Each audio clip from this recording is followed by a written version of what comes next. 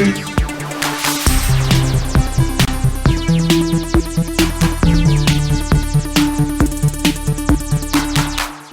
everyone, welcome to GameFace episode 205 on Sifted Games at Sifted.net. This is going to be a landmark episode for all the worst reasons. If you guys watched Sifted HQ, a new episode went up this morning. I explained it a little bit, but I also want to do it here on GameFace because this is our flagship show. Things are bad. You guys are all aware of that no matter where you live at this point with coronavirus and the COVID-19. We've been pretty lucky here in Los Angeles considering our population. We had a relatively minuscule number of cases, but like everywhere else, that's changing now. And it is getting to the point where it is a legitimate risk to get together with virtually anyone live right now. So this will be the last episode of GameFace, kind of as you know it. As you guys know, Matt was not in the studio last week, but both Mitch and I are here today, but this will be the last time. So going forward with GameFace, the show's going to look... It's going to look different, and I think our live streams are mostly going to be what's affected the most because only one of us can be in here at a time going forward until this is kind of all over with. We haven't really figured out yet whether I'm going to be here or Mitch will be here, but either way, it's going to be difficult to do the show in the same way. So the live stream of the show, probably for the foreseeable future, is just going to be a bunch of talking. We're probably not going to have a lot of B-roll in the show. It's going to be a show where we're going to have to do a lot of post-production work to it. So we'll leave here. We'll have the recording of the conversation, and then we're going to have to go in and manually, by hand, edit the show together with gameplay footage and graphics and all that kind of stuff. So it's going to suck, but there are so many people in far worse situations than us that whatever. We're just going to roll with the punches. So this is the last stream of GameFace. It's going to look crazy polished with fancy graphics and tons of B-roll, at least live.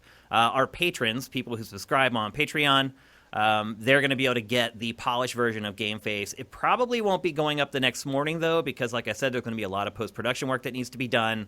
But it will be going up the next day at some point. So just like everybody else, we're just doing the best that we can to get through this. And again, I don't know that this is going to be a short-term thing. In all honesty, it's looking like cases are going to peak in a couple weeks, best case scenario.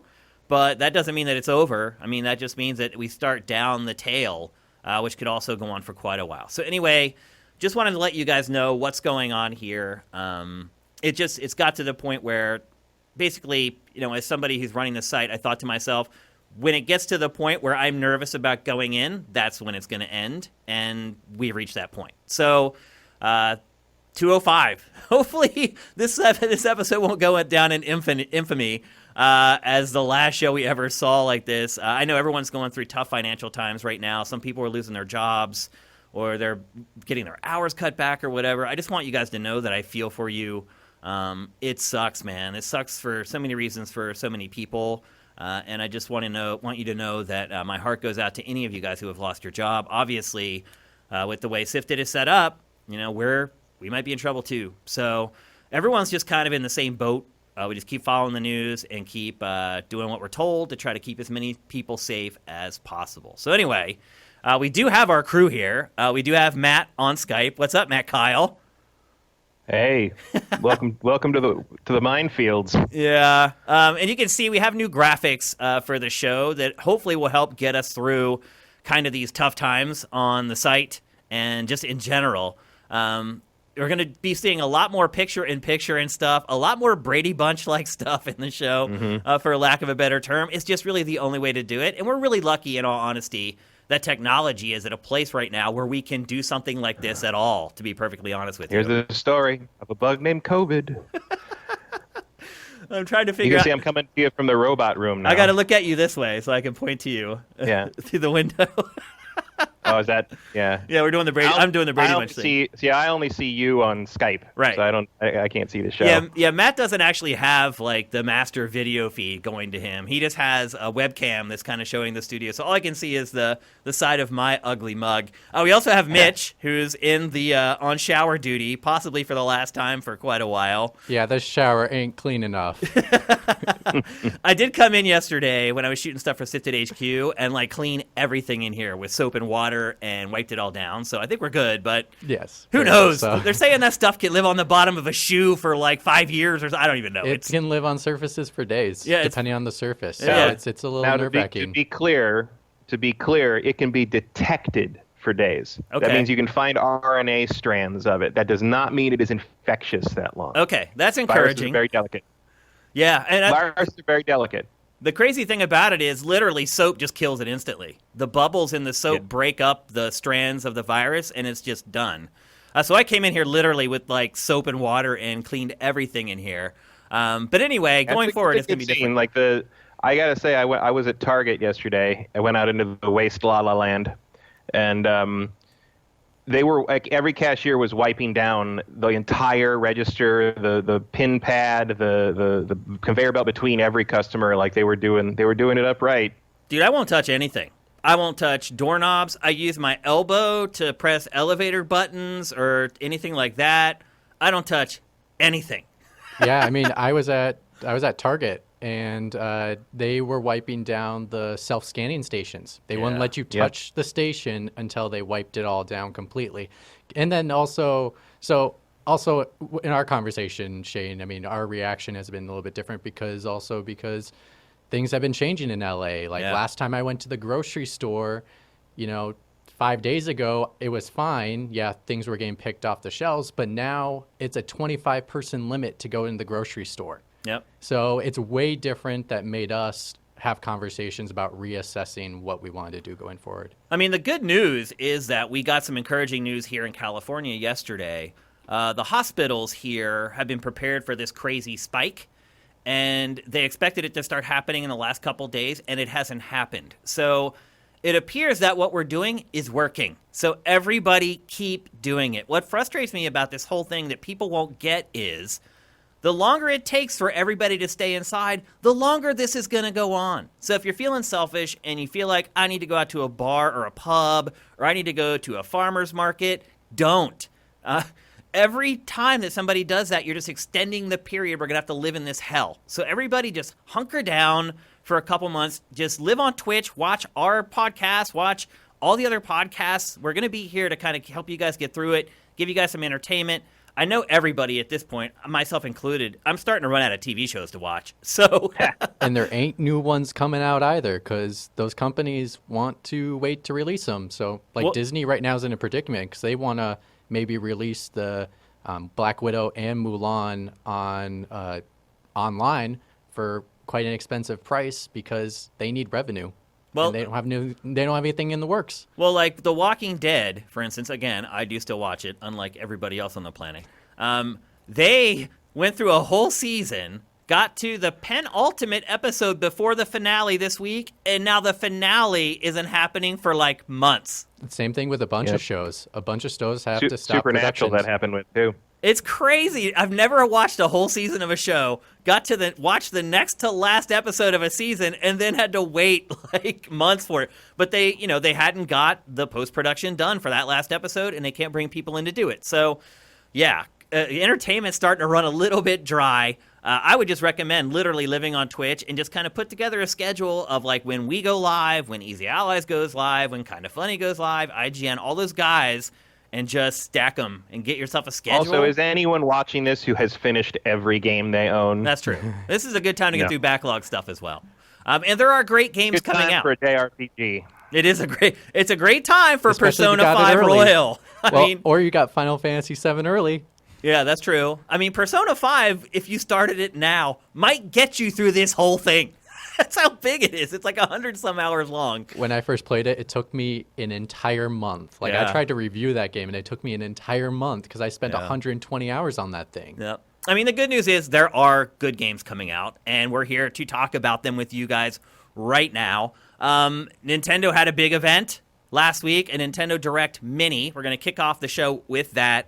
I think my overarching opinion of the Direct is we're seeing Nintendo with the Switch shift from fifth to sixth gear. It's at the point where it's a runaway success. It's done very well with first party stuff, and really the only missing element of it has been extensive third party support, and that's really what we got with this Nintendo Direct. It was almost all third-party stuff, which, with the first-party stuff drying up a little bit right now, Animal Crossing obviously just came out, but there's not a lot of stuff right on the horizon for Switch from first-party. This is the exact right strategy. Matt, what did you take away from that Direct? I thought it was pretty good, although it was so focused on kind of the immediate stuff that I felt like, we still don't really know a lot about the end of the year. But it was a nice sort of like, hey, stuff's coming, like, chill out for a second, like, that kind of thing. There was some good stuff, and I mean, the most exciting part of it to me, it was obviously Xenoblade Chronicles getting a release date. Yep. The same day as Last of Us Part 2, which is interesting. I'm guessing there's not a lot of crossover between those two audiences, though. Maybe not. I don't know. I mean, it's crossover for me. By the way, you guys are all seeing... Let's go back to Matt's shot there. By the way, you guys are all seeing Matt's Transformers collection right now. Literally. Part of it. Do you think you're in maybe the top 10 collections in the world, Matt? Not even close. Really? Wow. No. That blows my mind. I mean, I have like 1,500, but like I'm in like Facebook groups where there's people that have like 10,000. Wow. Like, it's not. I mean, I have a lot, but like top 10, no. Not even like top 50 maybe? Top 100? Top 100 maybe? What? Like maybe? That blows my mind. Like, Okay. do not underestimate the. I am when it comes to the really. I am not the Tiger King of Transformers collecting. I promise you. I am a very moderate person about it. Okay. Compared to some of the people I know. All right, let's start running through this stuff because there's a lot of games to talk about. The first one I want to bring up is Star Wars Jedi Academy. Matt, I think a lot of people who saw this probably don't know what this game is, so maybe you could fill them in a little bit about it. Yeah, hang on. I got to pull up some stuff here. Jedi Academy? Yeah. Yeah, so Jedi Academy is a 16-year-old game, something like that. I think it was 2003. Yep. It's the fourth Dark Forces game, the third Jedi Knight game, the second Jedi Outcast game, the last game in that series, and it was an odd. So I'm the only person on the planet who doesn't like Jedi Outcast. Okay. Which I thought it was a terrible game. Frankly, I think it was the pinnacle of Raven Software's Hunt the Switch terrible level design, and just had like clunky, like almost random combat. Like, I thought it was a terrible attempt at everything it was trying to do. Everyone else thinks it's the greatest thing ever. Whatever. I also don't like Kyle Katarn as a character. Yeah, I don't who either. you play as in Jedi Outcast. Yep. Now, in Jedi Academy, they decided to jump it forward a year, I think, in the timeline, and set it in a Jedi Academy. And they didn't want to Luke Skywalker's Jedi Academy, like 12 years after Return of the Jedi in the old expanded universe, and they didn't want to make it. They didn't want to have you play Kyle again because Kyle kept his Jedi powers at the end of the last game, and he'd be overpowered to start a new game. So they decided to set it at the Academy and have you create a new Jedi who's going to school, going to Jedi school. And that was cool because you get to create, you get a male or female. You can pick all these different alien races, design what they look like, design their lightsaber. You get to, over the course of the game, you get to pick dual lightsabers or a double-bladed saber if you want. And the other advantage it has is one of the things that was really annoying about Jedi Outcast to me was that it had really big, long, winding levels that just never frickin' ended. And Jedi Academy does a thing where there's stuff you have to play for the story, but it breaks down into like sections where it's like, okay, here's 5 missions that Luke wants to send you on. Pick whichever one you want.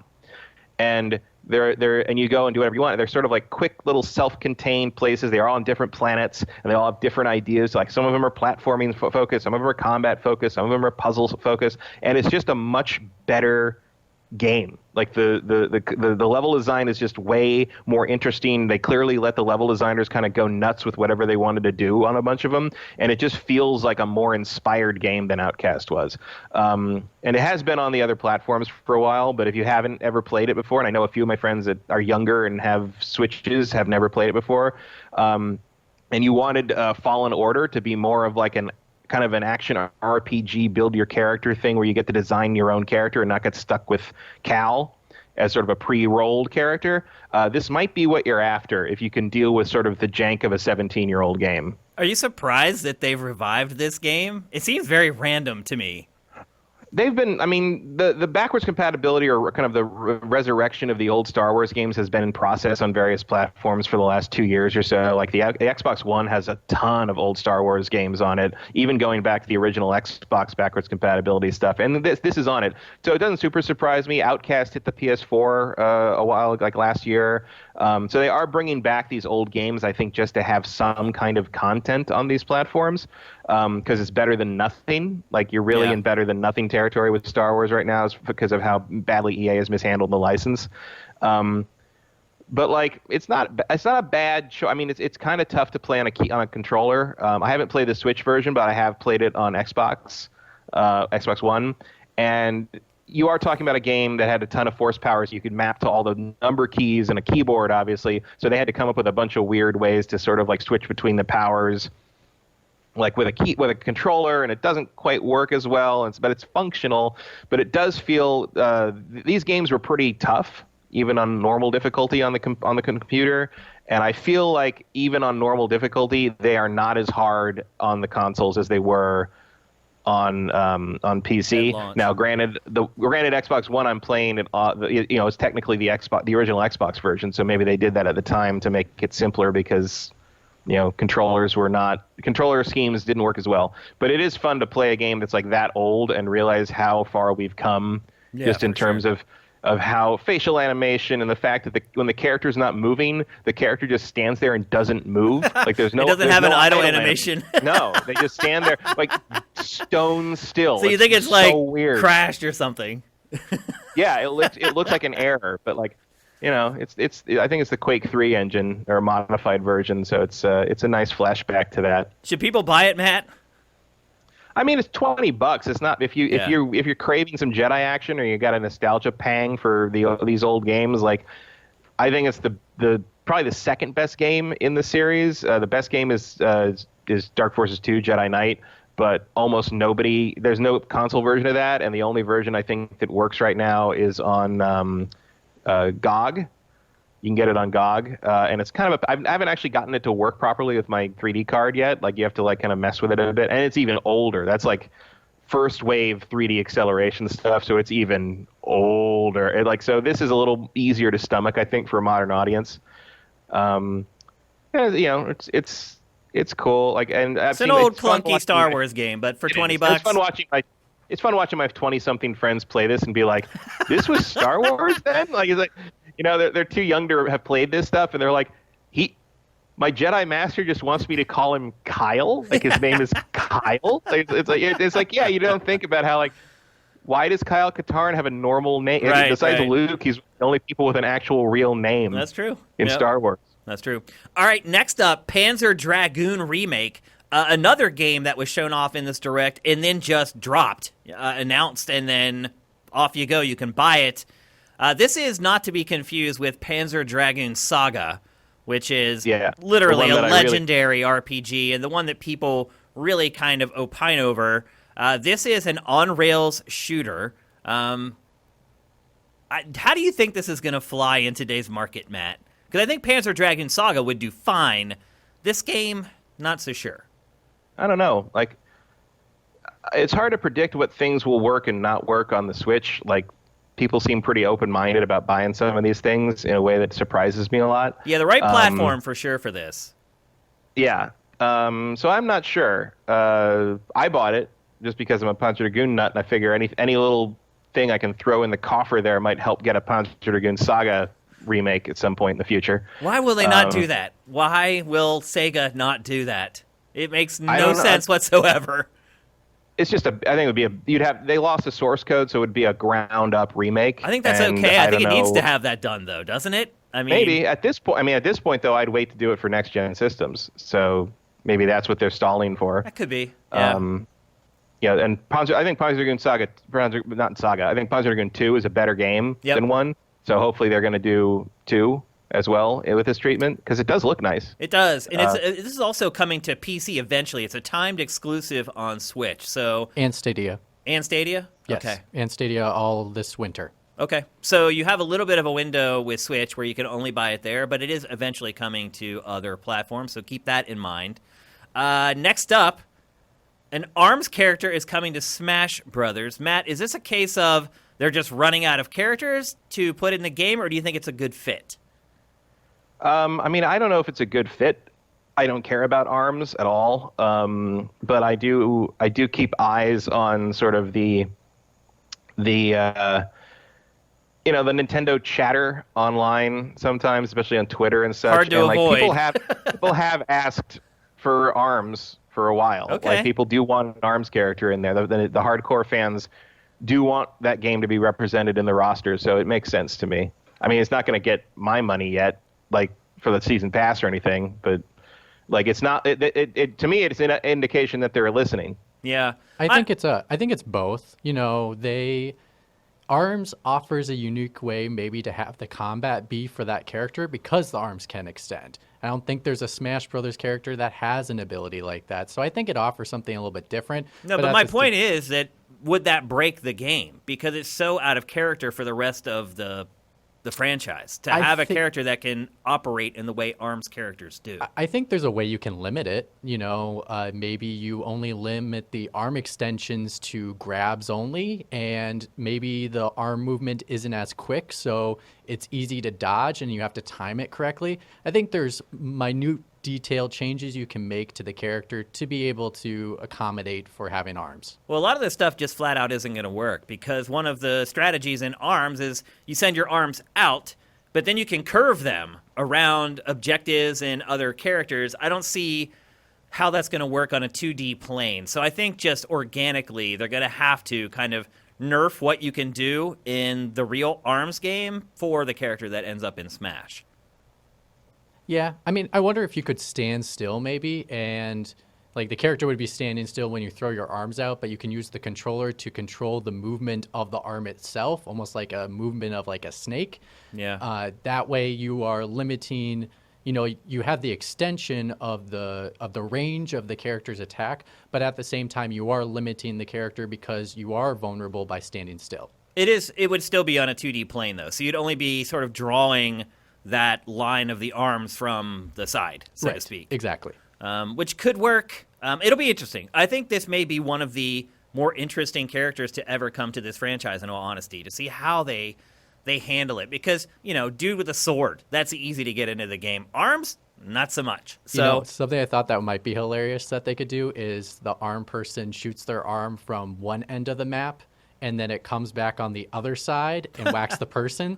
Like, that would be a clever way to handle it. I don't think people would like that. And it doesn't make any sense either, but I guess. It breaks the mold of understanding how the rules work. But, whatever. It's Smash Bros. Yep. And then Xenoblade, as Matt said earlier, Xenoblade Chronicles, the definitive edition is coming May 29th. We finally got a release date for that. This is looking pretty sharp. And it's certainly it's a far better game than the last Xenoblade Chronicles we got. You think this has a chance to kind of be a sleeper hit? I mean, it can't hurt. It doesn't have a lot of competition on the platform at the time, and it is head and shoulders the best game in the series. Yeah. Like, it's not even close. Like, Which this is so odd so that the good. first entry ends up being the best. Usually it doesn't work out that way. Yeah, that's uncommon, but they've strayed further and further from the format on this. Like X was such a weird side thing, which I did like X, but it was such a strange direction to go. I think they nailed all three of the games do a really good job of creating this world to explore and be in. But only the first game doesn't feel like a bad, like, afternoon anime series. Like this X had had that weird, it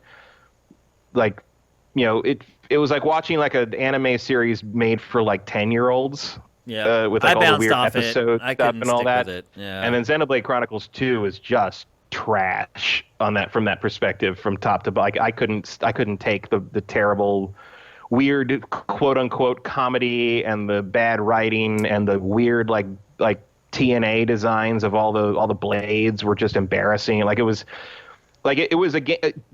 I don't say this very often, but Xenoblade Chronicles 2 is a game I would not play in front of other people. It embarrassed me. Yeah, I wouldn't have played it in front of my wife. I bounced off that one as well. It's not a very good story as well. Fantastic. It's a horrible story. Yep, this is the one. If you want to check out what Xenoblade Chronicles is really about, this is the one you should target. Yeah, I will actually go as far as to say that Xenoblade Chronicle, the first Xenoblade Chronicles, is the best JRPG of its generation. I'd have to really think about that one, but it's certainly worthy of being in that discussion without a doubt. Next up, Bravely Default 2, another JRPG. This one is really a throwback to kind of the 16-bit era, albeit with upgraded visuals. Not upgraded a lot, but certainly better than what you would get on your Super Nintendo back in the day. When I talk about it being inspired by the classics, it's more about the turn-based combat than anything else. Are you excited for this game, Matt? Did you like the first Bravely Default? I did. That was a sleeper hit. It was one of those games that just kind of came out and caught fire. It did well for the time, I think. And I mean, there was I think technically the third game. They're just calling it 2. I mean, I'm definitely looking forward to it. I like the art style. I know it's a little handheldy, but definitely the character design, some chibi going on there, yeah. But I like it. I like kind of how they're fitting them into the more realistic environments, and I like everything this team has done. Yep. So I have not actually played the free demo, in part because like this is one of those games where I'm like, yeah, I'm in. Like you don't need to sell me on it. And, you know, it's kind of like Zelda. It's like, yeah, you had me at hello. Like it's okay. Like you don't need to sell me any further. Yeah, and as Matt said, there is a free demo on the Switch eShop right now. If you want to give it a go, we'll help you decide whether you want to spend the money on purchasing it. I don't think they announced a release date yet for this, though. No release date. But I will say the demo is, I tried it out for a bit. They do let you know, and you should know this going into it, they do make the enemies harder initially, and they say that's purposeful. It's not the default setting they would have when you play the game because they want you to use all the mechanics that they're showing you. But it is a little grindy for my taste, but I definitely will go back and try it again just to see if maybe it wasn't appealing the first time around. All right, now we're going to shift gears big time. We're going to go from a hardcore JRPG to Burnout Paradise Remastered. What's your favorite Burnout, Matt? What do you think is the best of all time? Burnout 3. 3, huh? Yeah. I always say Burnout 2. Because it was really just the crash mode. It's really all that game was. I was like Burnout 2. Burnout 1 and 2 I also like because they were still doing their own music more then. Yeah. And I liked some of the music they put in there. And then when they went licensed soundtrack in 3, I thought it wasn't as good. Yeah, it lost a little bit of its charm for sure. Yeah. I would agree with that. And I've always loved this franchise. I've never disliked a single entry in this franchise. But when they started getting away from making the focus crashing, which is what 2 did, it was like, you know what? This is what everyone really liked about the first one, so we're just going to make a whole game that's just about the crashes. The further they got away from that, the less I enjoyed the games, although I would certainly agree that they became better and better crafted as time went on and more polished. Yeah, I think 3 was the perfect balance for me. Yeah. Like between racing game and crashing game. And then it had a separate crash mode to kind of like give you that if you needed it. Revenge was good, but it had like and I do know that this is partly intentional, or at least partly because of the mood of the dev team at the time. 4 is a very angry game. Is that Takedown? Yeah, no, Takedown is 3. 4 is Revenge. Right, okay. And Revenge is very dark and kind of like dusty and like kind of sepia toned, and like it has a harder edge to it that I don't like as much as Takedown. And then there is a Burnout game I don't like, and that is Burnout Paradise. I think Burnout Paradise does not really qualify as a Burnout game. Yeah, I mean, it's really just another open world arcade style racer. Yeah. And like, there's the crash thing where you can bounce down the road for a while and as a wreck of a car, but like that is not what Burnout is. Like, it was interesting at the time because we didn't really have any open world racers to compare it to, but I don't consider it really a Burnout game. I remember I did the review for Burnout 2 I don't know if it was extended play or if we had switched to X-Play at that point. I can't remember. But there's a rule in video production. It's called the Rule of 3. And basically what it means is if you want to show the same thing over multiple times for comedic effect, you do it 3 times. No one ever really explained to me where that comes from, but I think if you think about it, in most cases, that makes sense. Because with 3, you make the point to make it funny. If you go for 4, a lot of times, it kind of loses the humor. In that review... It's because you establish it in the first one, you reinforce it and establish a norm with the second showing, and then the third time you subvert or undercut what you think the norm is, and that's what we find funny. Yeah. That's why a rule of 3 works. Also, it was extended play because it was September 2002. Okay. So typically it works. However, when I went in to review that game, because I was so fascinated with the crash mode, and that's what I spent most of my time playing while I was reviewing it, I went into the edit bay, and I literally put together a montage with 23 crashes in a row. And you go through like the cycle of the rule of 3 like 5 or 6 different times, and then it just starts to become absurd. And I remember when our executive producer came in to look at it, and I was sitting talking to my editor. He's like, "The rule of 3, you're breaking the rule of 3." And so I knew the executive producer was going to probably not like it. And sitting and watching his face as it just kept going and going, and watching him go from like smiling to hating me, and then finally it stopped, and he just looked at me and he goes, "I like it." I was like, thank God. So anyway, I definitely have an affinity for the crash mode in Burnout. And I mean, to be fair, the crashes in Paradise are still good. They're just not really the crux of the game, which is why it kind of lost me. I agree with you. It's not one of the better entries in the series. Next up. But I understand why it's like pushed as hard as it is, because it's the most recent and it's the easiest to sort of sell to a modern audience. Yeah, it's very accessible for sure. It's going to appeal to a much wider group. So do you think that this is an indication that EA is coming back to the Switch? Or are they just throwing a port on because they're like, it's easy? I think EA would be stupid to not come back to the Switch at this point. I think also after seeing this Direct with so much third-party support, granted, it's half-hearted, it's ports of older games, but still, it is third-party support. I think as EA sees more and more of this stuff, I think it will start to become convinced that, yes, maybe it's a good idea for us to start releasing games there again. I think EA's problem, though, is that it just doesn't match Nintendo's audience. It's sports games and a lot of bro content and things like that. It doesn't have a lot of fantasy stuff. They should throw Unraveled on there, though. Yeah, stuff like that I think is perfect from EA. But otherwise, like, I think it's learned this through sales or a lack thereof that its library just isn't a great match for Nintendo's audience. It's just... Their older library is, though, if they would ever dig into their vault at all. Like, there's some stuff in there. Like, I think the Wing Commander games would do pretty well on the Switch. Well, also remember, when it tried to work with Nintendo on the Wii, it, like, babyfied, like, all its franchises. Like, instead of putting The Sims out, it was My Sims. And it was, like, this chibi version of The Sims for kids. And I think EA has realized, hey, we don't match up so well with the Nintendo folks, so maybe we need to change what we're doing to make it match, but that doesn't work either. It's really just about kind of the core concepts. That was also partly like a mistaken attempt to snag the Wii Sports people. Yep. You know, I think there was a lot of that, and now I don't think you do that on the Switch, because the Switch is a more standard gaming audience. Well, remember how excited we were for the game from Steven Spielberg, or wait, was it Steven? The game that Boom Blocks, and we were all excited for this, like, this is going to be some crazy fantasy sci-fi, and it just ended up being like a puzzle game. Well, and still a great one, but it was just a puzzle game. Yeah, the other thing I'll say is that, they're doing ports, but the other thing is these ports are old ports. Yeah. Like, we had Burnout Paradise on console almost a year ago. Well, I mean, they have to be. Burnout Paradise on console was a lot longer than a year ago. Like years ago. And then I would say, like, another one we'll talk about later. I'm not going to say the name of it, but another one that did come out. I mean, I literally bought it for PlayStation like 4 months ago. So, like, it's not. I think it's too little too late on these ports. I think they're just trying to say, hey, we have them. They work on Switch. We can make more money, just throw them on there. Like, I don't think they're going to have an initiative to say, let's push more of our stuff if we can on Switch. I think if they put it on the consoles and then they can put it on Switch, they'll do that.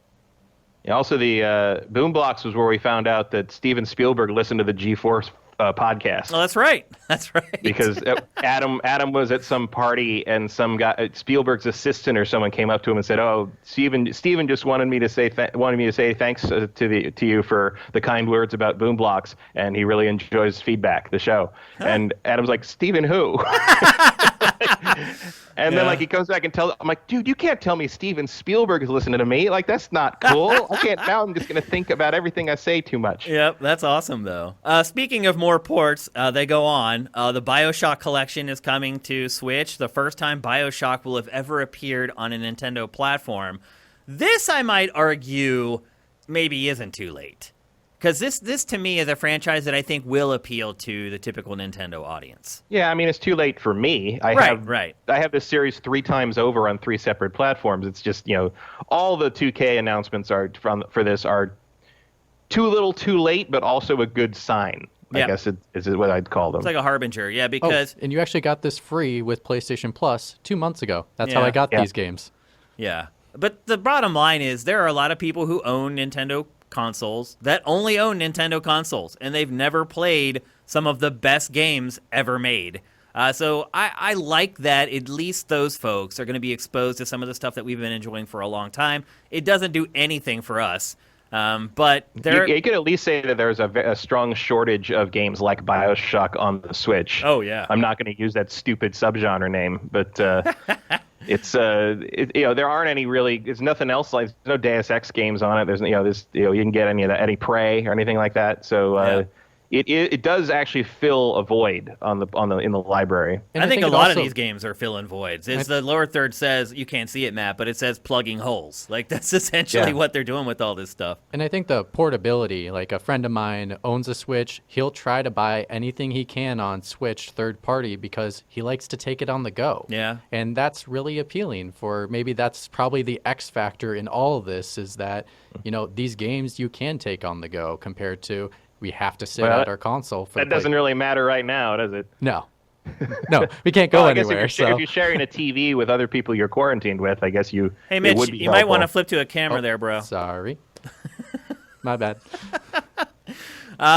What else? They're also releasing XCOM 2 for Switch, Borderlands 2 and 1, I believe, for Switch. So again, really old games. They're trying to squeeze a little bit of juice out of them after all these years, but I think that they will find a welcome home on Switch for a lot of people who have not been buying PlayStations and Xboxes all this time.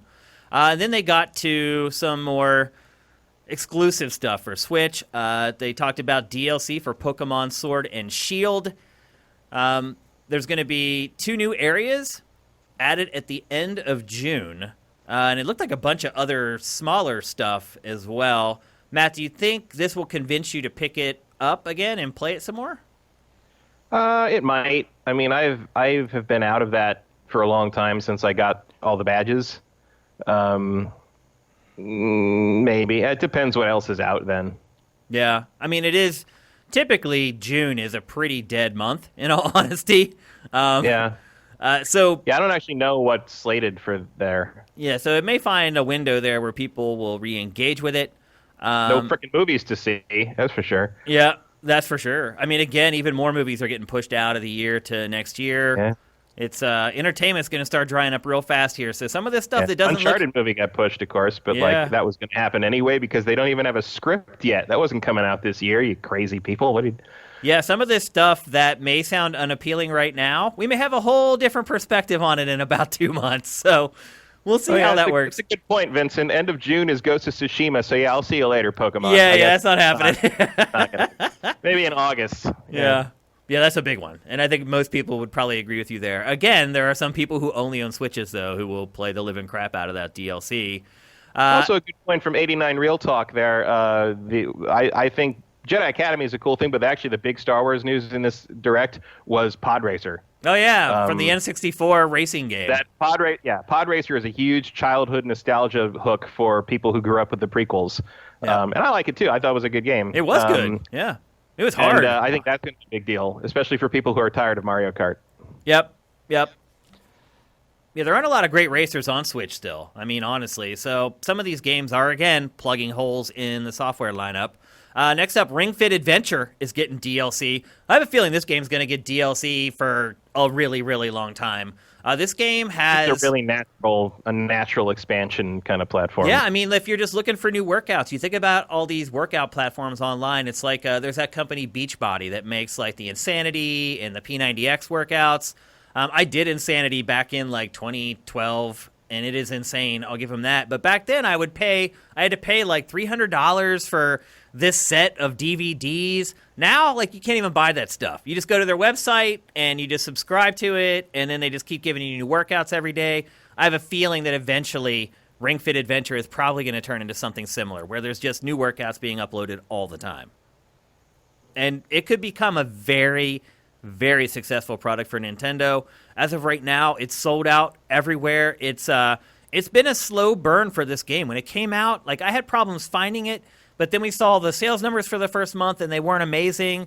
And so I wondered, like, maybe it's going to tank, but it has stayed inside the top 5, top 8 ever since it launched. And so I have a feeling that this could end up becoming another gigantic moneymaker for Nintendo if it can get enough units out there.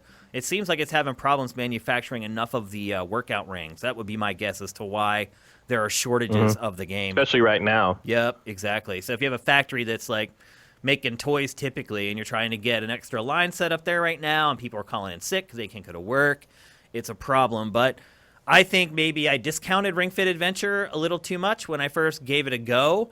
I did not think it would have the staying power that it has, but I was absolutely wrong. It is doing very, very well for Nintendo, and I think it will continue for quite a while. Probably a fun game to play in quarantine right now. Yeah, I mean, a lot of people are struggling trying to figure out how to stay in shape. I'm not, because I don't worry about it at all.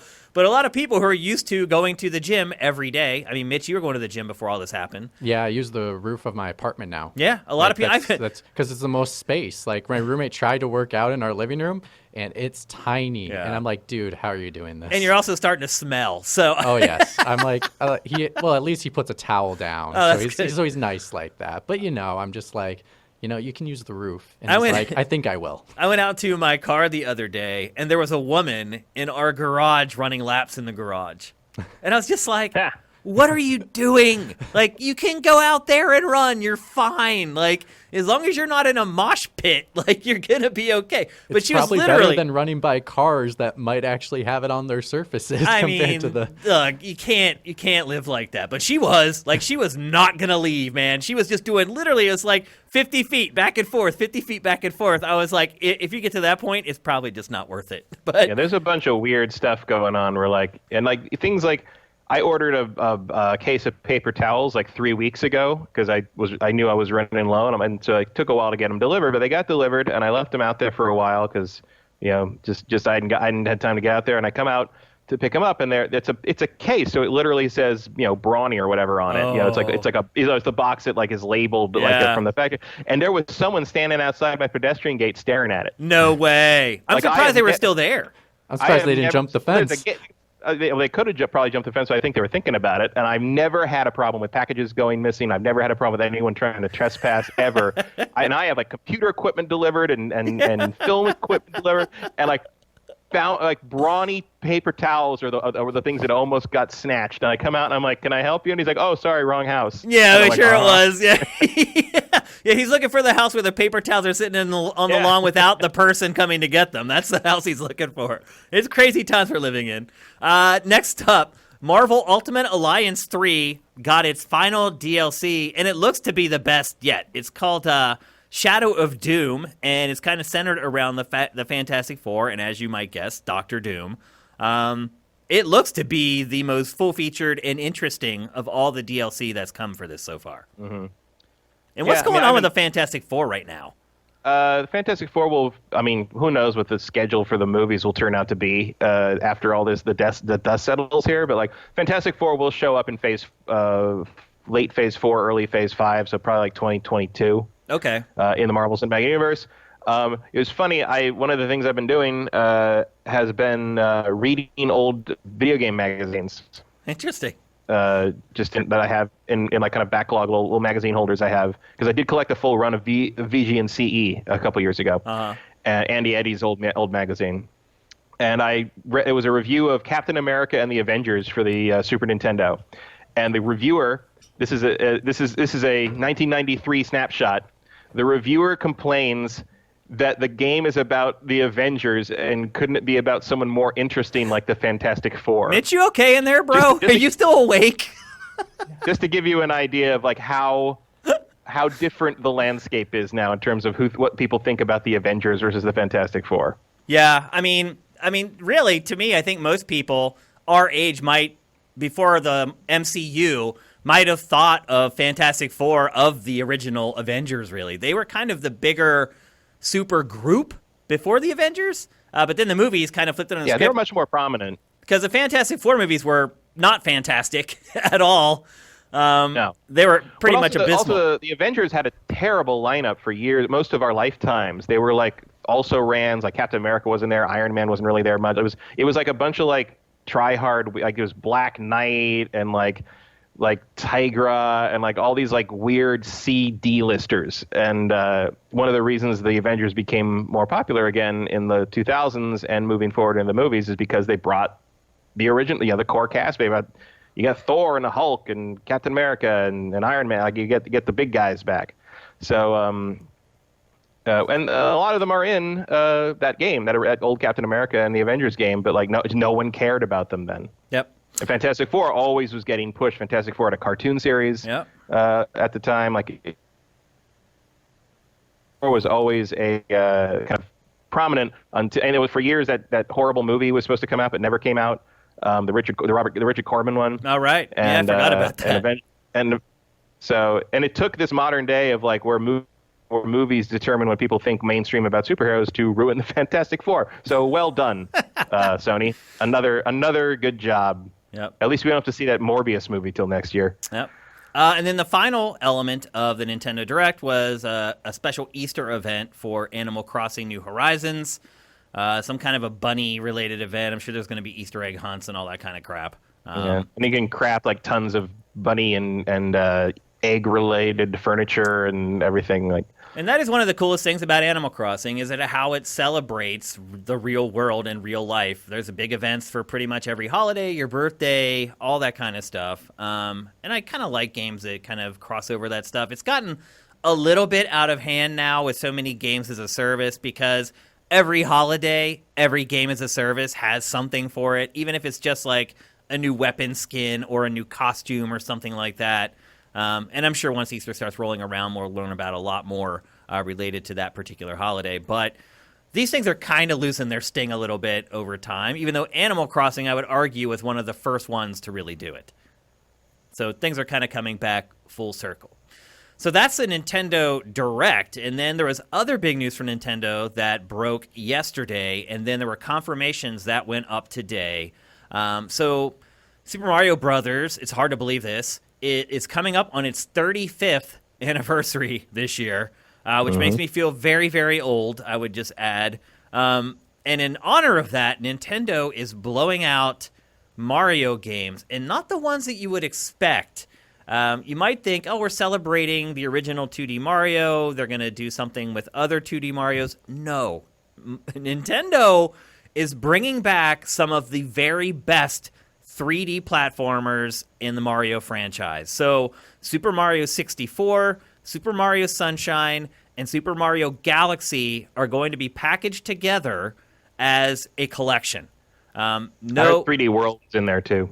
Was it? Or no, they're making a deluxe version of 3D World. So there's going to be a 3D World Deluxe. It's going to be a home fleet of Mario product this year. Yeah. Which is good, because a lot of times this stuff goes by with no comment from Nintendo, and it's annoying. Metroid. Yeah.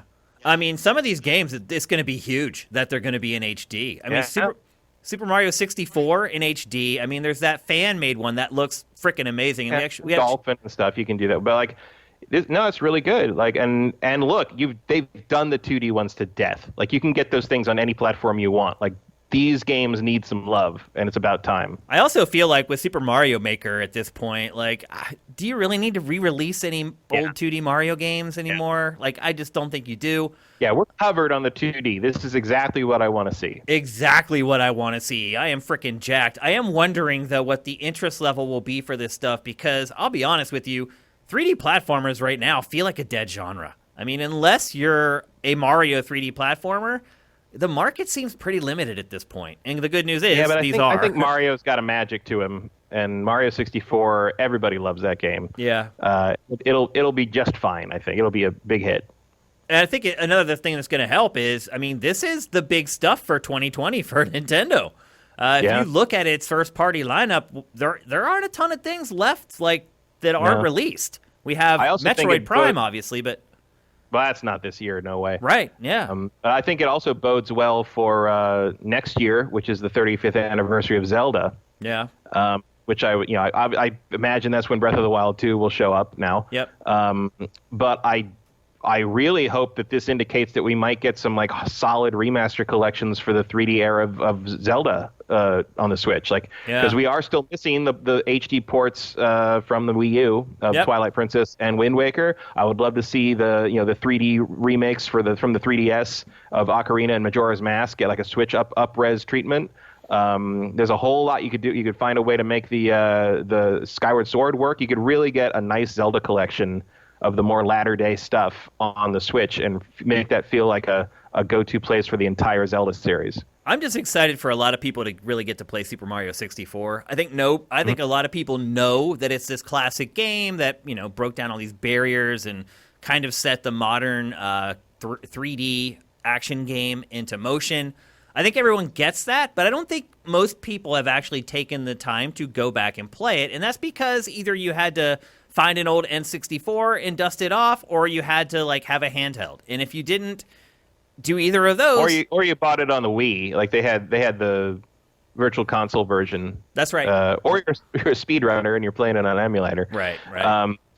But again, all this stuff would be nice to have on a popular system. After the Wii U kind of tanked that, and just accessible.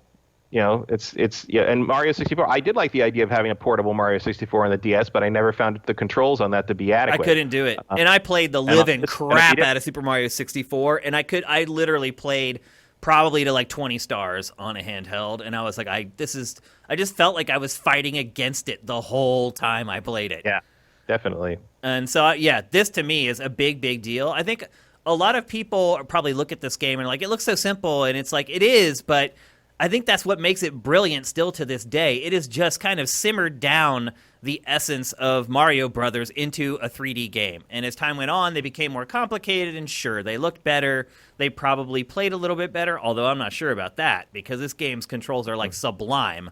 But I think people getting a chance to play it instead of just watching a trailer of it and being like, what the hell are people talking about?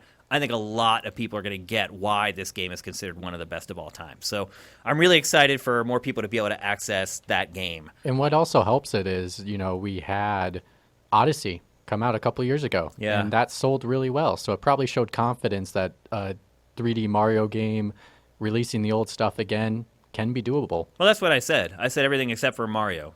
No one can sell anything, but if you're a Mario 3D platformer, you can. So these will do okay, but the genre in general has really it's gone. It doesn't exist. Ukulele tried to revive it. No one really seemed to care. So I don't know. We'll see how it goes. We need Sly Cooper back. Yep. I do appreciate that they're going to bundle those 3 games into one package instead of making people buy them separately. I mean, literally, this game could sell millions and millions of copies. Could you argue Crash Bandicoot bucks that trend? Yeah. I mean, it looks like a 3D platformer, but it's mostly a 2D platformer. Yeah, it's 3D technically, and it's from that same era. Spyro, the collection, also the same kind of thing. True. It feels like that 3D platformer thing. It's kind of a dead genre as far as new games go, but there's a nostalgia hook for things that were 20, 25 years old that does seem to catch properly. Yep. So yeah, I think dipping into the vault is the way to get the 3D platformer to sell. Making a new one doesn't seem to work. Yep. Okay, so that's it. Big week for Nintendo. What's your takeaway from all the stuff we just discussed, Matt? What's going on with Nintendo and Switch? To me, as far as the direct goes, it feels a little bit like they're stalling. Yep. Because there's a lot of ports and a lot of stuff that's sort of like, hey, look over here. Like, don't think about the fact that there's nothing coming. We don't have anything announced for the fall yet, because we're probably going to do that in June. I mean, obviously the Mario stuff is rumor, but it seems to be coming from so many different sources that it's smoke, there must be fire kind of thing. It's confirmed by Eurogamer, and they usually don't go in. They vet pretty hard, so it's a pretty trustworthy source. New Paper Mario, awesome. We didn't even bring that up, actually. I feel like that series has kind of gone off the rails the last couple of entries, and if this one can, as they say, is going to be more of a throwback to the early stuff, awesome. Like, that's exactly how you need to get that series back on track. Yep, and that could be a big game for the fall if they do indeed kind of take it back to its roots, and kind of ditch the more action-oriented stuff we've got with the last couple entries. That has really turned fans off, to be honest with you. So yeah, Sticker Star was just kryptonite to me. Like, I just did not like that at all. Most people didn't, and that's so maybe Nintendo finally got the message. At some point, I kind of switched over to the Mario and Luigi games for my similar RPG fix from the Mario stuff. Yep. Yeah, and I thought that was really sad. Like, I really liked the first few Paper Marios. Yep. All right, let's move on. We're going to talk next about GameStop.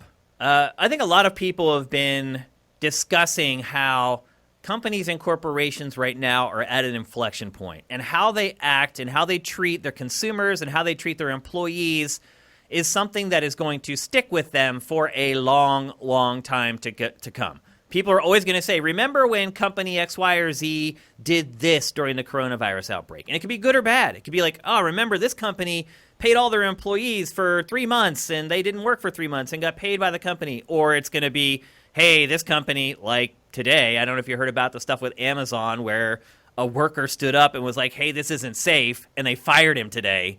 And already the DOJ is looking into Amazon like, yo, you can't do that.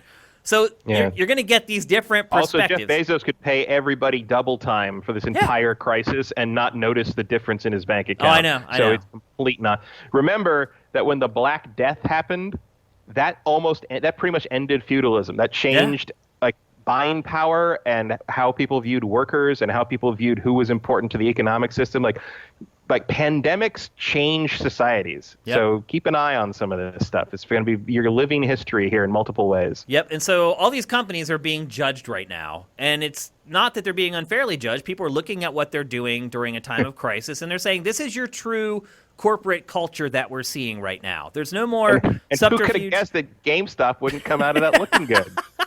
And so what I was getting at is that if there's a company that has fumbled this worse than any other, it is GameStop. We discussed last week about how GameStop had been trying to declare itself essential retail in order to stay open. And that ploy did not work out. Local municipalities went to GameStops and were like, no, bro, you're not essential retail. You need to close like everyone else. GameStop was trying to say that, we sell mouses and keyboards that people need to work from home. That was the angle that GameStop was taking with it, which I'll give them this. Like, if there was one angle they could work, that's it. Still didn't work. And so you figure, okay, GameStop, with all the backlash they got for that, they're going to get it now. They're going to realize how important this is and how it is indeed an inflection point for a lot of big companies and corporations.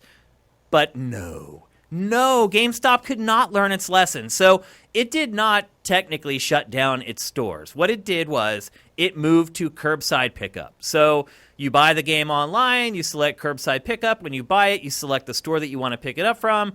You drive up, you wait outside, and then they come out and they bring you the game. Fine. I think most people would be okay with that. But as it turns out, GameStop was not supplying its employees still, after all of this, with the proper protective gear to do the curbside pickup. They did not have medical gloves to interact with the customers. And look, customers handing you your credit card. You have no idea where that credit card came. That credit card could have been used to cut up cocaine the night before. Like, you literally have no idea where. Instead of giving them gloves, GameStop tells its employees to use a plastic shopping bag to exchange the games and the credit card. So what they were doing was they'd take the card with the bag, they'd go inside, they'd run the credit card, then they'd put the game in that same bag and then take it out and hand it to the customer. And GameStop's employees were like, what the heck is going on? Like, this isn't safe. This doesn't make any sense. So once again, in a time of crisis, GameStop has turned into a joke. On top of that, GameStop announced this week it's going to close another 300 stores this year, 300 plus. And then that's after closing 321 stores last year. So in the course of 24 months, 2 years, they're going to close 600 stores. Now, I should mention, currently GameStop has 5,500 stores. So when you hear 600 stores, that sounds like a lot until you realize just how big GameStop is. And then somehow also GameStop managed to turn a profit last year in the fourth quarter, which Funko Pop sell. I guess so. I mean, I guess at Christmas people buy a lot of that stuff. So anyway, yeah. Well, I felt like they were trying to stay open here just long enough for Doom and Animal Crossing to release. That seems like what it was. I thought that was what they were trying to do, and they kind of succeeded at that. Yeah, they made it.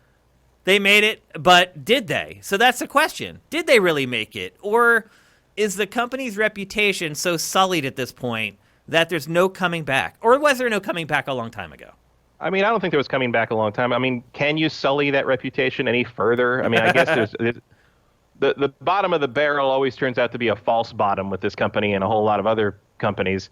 But I mean, it's just going to be a slow slide down, I think, for the most part, as digital becomes more prominent and people realize that you don't need the GameStop model, and there are better ways to get the GameStop model without having to go to GameStop. And I gotta say, there's a GameStop down Wilshire near where I live, and it opened like 2 years ago, and I was like, why is a new GameStop opening here when there's another one like just up La Brea, like in West Hollywood? There's no reason to go to this. And sure enough, they started closing like a week and a half before all the quarantine stuff came down. You know, huge liquidation, like, 80% off, everybody coming to, and of course they closed down. Everything. They got, obviously when the shutdown happened, like basically that was the end of that going out of business sale. And that was like a week ago. I drove past there yesterday. The sign is gone. Like they're gone. The building they're not coming back. Like you'd think everyone's busy like doing essential stuff right now. Someone decided it was essential to have workers come out and rip the GameStop sign off that building because that building is blank now with a for lease sign up. They desperately wanted that thing out of there. Yeah. Is GameStop going to survive this? Yeah. Will it survive the next generation? I don't know about that. It's going to be a long, slow, like you say, they're huge. It's going to be a long, slow slide into irrelevance. And it's going to take them a very long time to realize that has happened. So, I don't know if Reggie can save them on this one. Do you think that stuff like this has that large of an impact on a company's reputation and ultimately its success or failure? Do you think most people are ever even going to know that GameStop has been up to this crap? I mean, probably not. Although I think their reputation among the people that would consider being customers of theirs was already in tatters as it was. This just is another, you're just shoveling another pile of shit on the truck at this point. It's a big pile. It's a very significant shovelful, but it's still just more evidence on the giant mountain of reasons not to deal with this company. Also, the thing is, like, this company is so easy to ignore that, like, it could have a stronger influence than, say, as irritated as I am by how Amazon's treating its employees. Amazon is sort of a necessity to a lot of people's daily lives, at least in first world countries. And it's hard to give that up, especially when it's probably smarter to have stuff delivered at this point.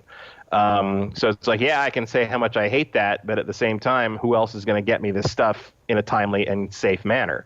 In terms of contamination, without having to go out into stores with a bunch of other people who may or may not be taking this stuff seriously. Right. GameStop is completely ignorable. Like, I haven't been in a game. I think the last time I walked into a GameStop and bought anything was to get the exclusive Starlink chip after we did that show about Starlink. Like, it was that, which was what, 2 years ago almost? I think for me it was PlayStation VR was the last time I went to a GameStop. No, over the holidays I did walk into one. Like while I was Christmas shopping for like nieces and nephews, I didn't end up buying anything. But I am someone who does prefer physical media. I know I'm a dinosaur. I know I'm probably in the minority at this point. But I do like to buy physical stuff still, physical games. And thinking about... I don't know if you're in the minority yet, but I think it's by close. the end of this coming generation, you will be. It's close. Like, it's at least 50-50 or very close to it at this point. And so I'm starting to think about if GameStop didn't exist, where would you be able to buy physical games? So there's Best Buy that's left. Is a big box store. There's Target. There's Walmart. Yeah, that was going to be my argument to That's you, like Shane, it. because where I lived in Minnesota, there isn't very many options. Yeah. GameStop is your only option sometimes as a Yep. place to buy video games. I think that What about Walmart? Yeah, Walmart, Well- Target. Well, we had one Best Buy. Walmart, and sometimes they do not have the game when it comes out that day, like GameStop does. Uh-huh. Sometimes they don't have it. I don't know why. I think they pick and choose what they release with, but I think that one is the thing that might hold on GameStop a little longer, and then two, new generation of hardware is coming out, so that exchange rate might happen at a higher rate this time, so they will have more in the store. People might buy last generation hardware a little bit more to bring in that revenue for them, but that's probably the only thing to hold them off. The problem with GameStop is that the profit margins for everything it sells they're so minuscule. Hardware, there's like no profit margin. So them selling the new consoles, that's great. I'm glad that they're going to do that. They're going to be there to do that. They're not going to make a lot of money off of it as far as profit is concerned. Even the games, they're making $8 to $10 off of each game that they sell. They're just in a really bad business to make a lot of money. And the bigger box stores can afford it because they're selling other items that have gigantic margins.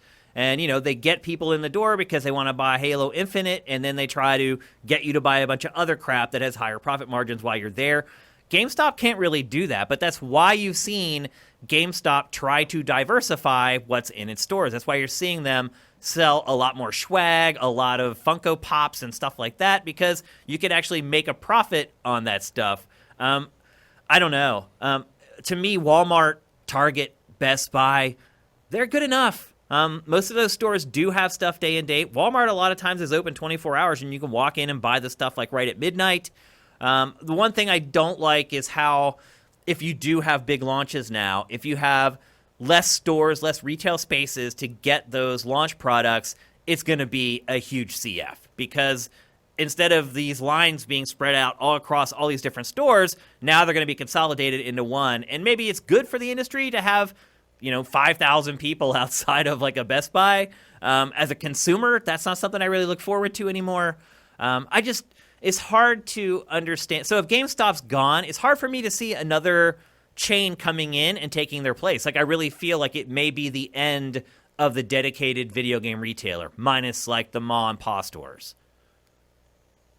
Yeah, Yeah, you're right. I mean, it seems pretty likely, and more people are just going to shift to digital, and it's especially as you continue to go down this path of like what good is the disc to you anymore when things are so updated all the time and change completely once in a while. I mean, why in the world did anyone buy? I mean, you could stop this sentence after the next word, but why did anyone buy Anthem on disc? Yeah. I mean, I'll say this. There are times where I feel burned by having bought a physical copy of something, because I have to, every time I want to play it, I have to go and dig up the disc and put it into my console to play it. Whereas if I have a digital version, you never have to do that. So there is actually some inconvenience with owning the physical version now, which is a little weird. But I just don't think you need GameStop for that. I think you can have that you can have that on Amazon, you can have it on eBay. Best Buy takes used stuff now. Like Walmart takes used stuff, I think. Like I just don't see GameStop used to have stuff, the market cornered on that kind of trade, especially after they they merged with FuncoLand and EB and Babbage's and Software, et cetera, and basically became a monolith that forced out all the mom and pop shops. But like I just don't think you need that anymore because the big box stores have sort of moved in on that, and you can get effectively the same deal without having to deal with this annoying company anymore. I don't traffic in physical games anymore except for certain collector's edition. Like I will get the collector's edition of Xenoblade Chronicles, but like I have found it's more convenient and simpler to just cut the middleman out on that. And should the day come when you can no longer bring your games forward with you digitally, I guess I've screwed myself. But at the same time, I don't see that happening, Matt. I really don't. Not. Yeah, I think you're good. I think you'll be all right. All right, let's move on. We're going to talk next about BioWare. It's been a while since we've really heard anything from this studio, and maybe for good reason, because its reputation also has kind of taken a hit over the last half decade. I don't think people still consider it to be like a top 5 developer in the industry like a lot of people used to feel about BioWare. But we're starting to see some rays of hope from the studio. A listing was listed on EA's job hiring site looking for basically a lead developer for a BioWare game based on one of its fan favorite IP. So a lot of people are trying to figure out what the game might be. I think most people have decided at this point that it's probably a new Mass Effect game. I would leave the door open that Dragon Age 4 could just be going into full production, and perhaps maybe that's what they're talking about. That is Dragon Age is in production. I mean, it could be that. The other possibility is to some kind of like consultant team for KOTOR. Interesting. Because presumably there would be, BioWare is not making the new KOTOR that's been rumored, but presumably there would be sort of a contact team as sort of an advisory capacity. In the same way that like the Horizon Zero Dawn, like Guerrilla Games had people working on Death Stranding in some kind of capacity because they had experience with the engine and such. Yeah. That could be it. I mean, because otherwise you're really just talking about Dragon Age or Mass Effect. Or on some kind of weird outside curveball Neverwinter Nights. But I feel like that would be a curveball for sure. The D&D stuff has gone a different direction, and I don't think that's involved with them anymore because of the EA situation. Like really, that's it. Unless you want to stretch the truth and say Jade Empire was a fan favorite, I don't know if that really. I don't even know. I'll be honest with you. I don't even know if it was a fan favorite, Matt. I don't think it was. I think it was a favorite of ours. I think there are certain people that like. I didn't like that game at all. Oh, you didn't like it? Okay. I didn't. I barely got 3 hours into it. I thought it was terrible. I think a lot of people didn't like it. Yeah, so I think the chances of that are slim to like 0. To be perfectly honest, I don't see that happening. But personally, I hope they're talking about Dragon Age because I would prefer that they just leave Mass Effect alone, except to do a remaster of the trilogy. So that brings up a good question. What happens to Mass Effect? Is it done? It goes away. Like they're done. It's done. As far as I'm concerned, Mass Effect is the story of Shepard, and it's over. I don't think Mass Effect Andromeda should even have been made. I think Mass Effect Andromeda. I guess I should say Mass Effect Andromeda could have been made, but it should have been called something else. Yeah, should have been a new IP. A new IP. Or Mass Effect should have been not Andromeda, but do something different with the franchise, but not exactly what they were trying to do there. Because what the elements they were trying to play with didn't work. No, well, I thought they worked. Also they took out too much of what made Mass Effect interesting, what made Mass Effect Mass Effect. Like you got rid of 60% of the alien races that made the Mass Effect world Mass Effect, like because like their colony ships hadn't arrived yet or whatever, and I'm just stuck with a bunch of Turians and the new race was what I thought was uninteresting. It was just sort of a bunch of Klingons. Yeah, it was only one race too. Yeah, there was nothing to find in that new galaxy that managed to fill in the world in comparison to what we lost by leaving so much behind.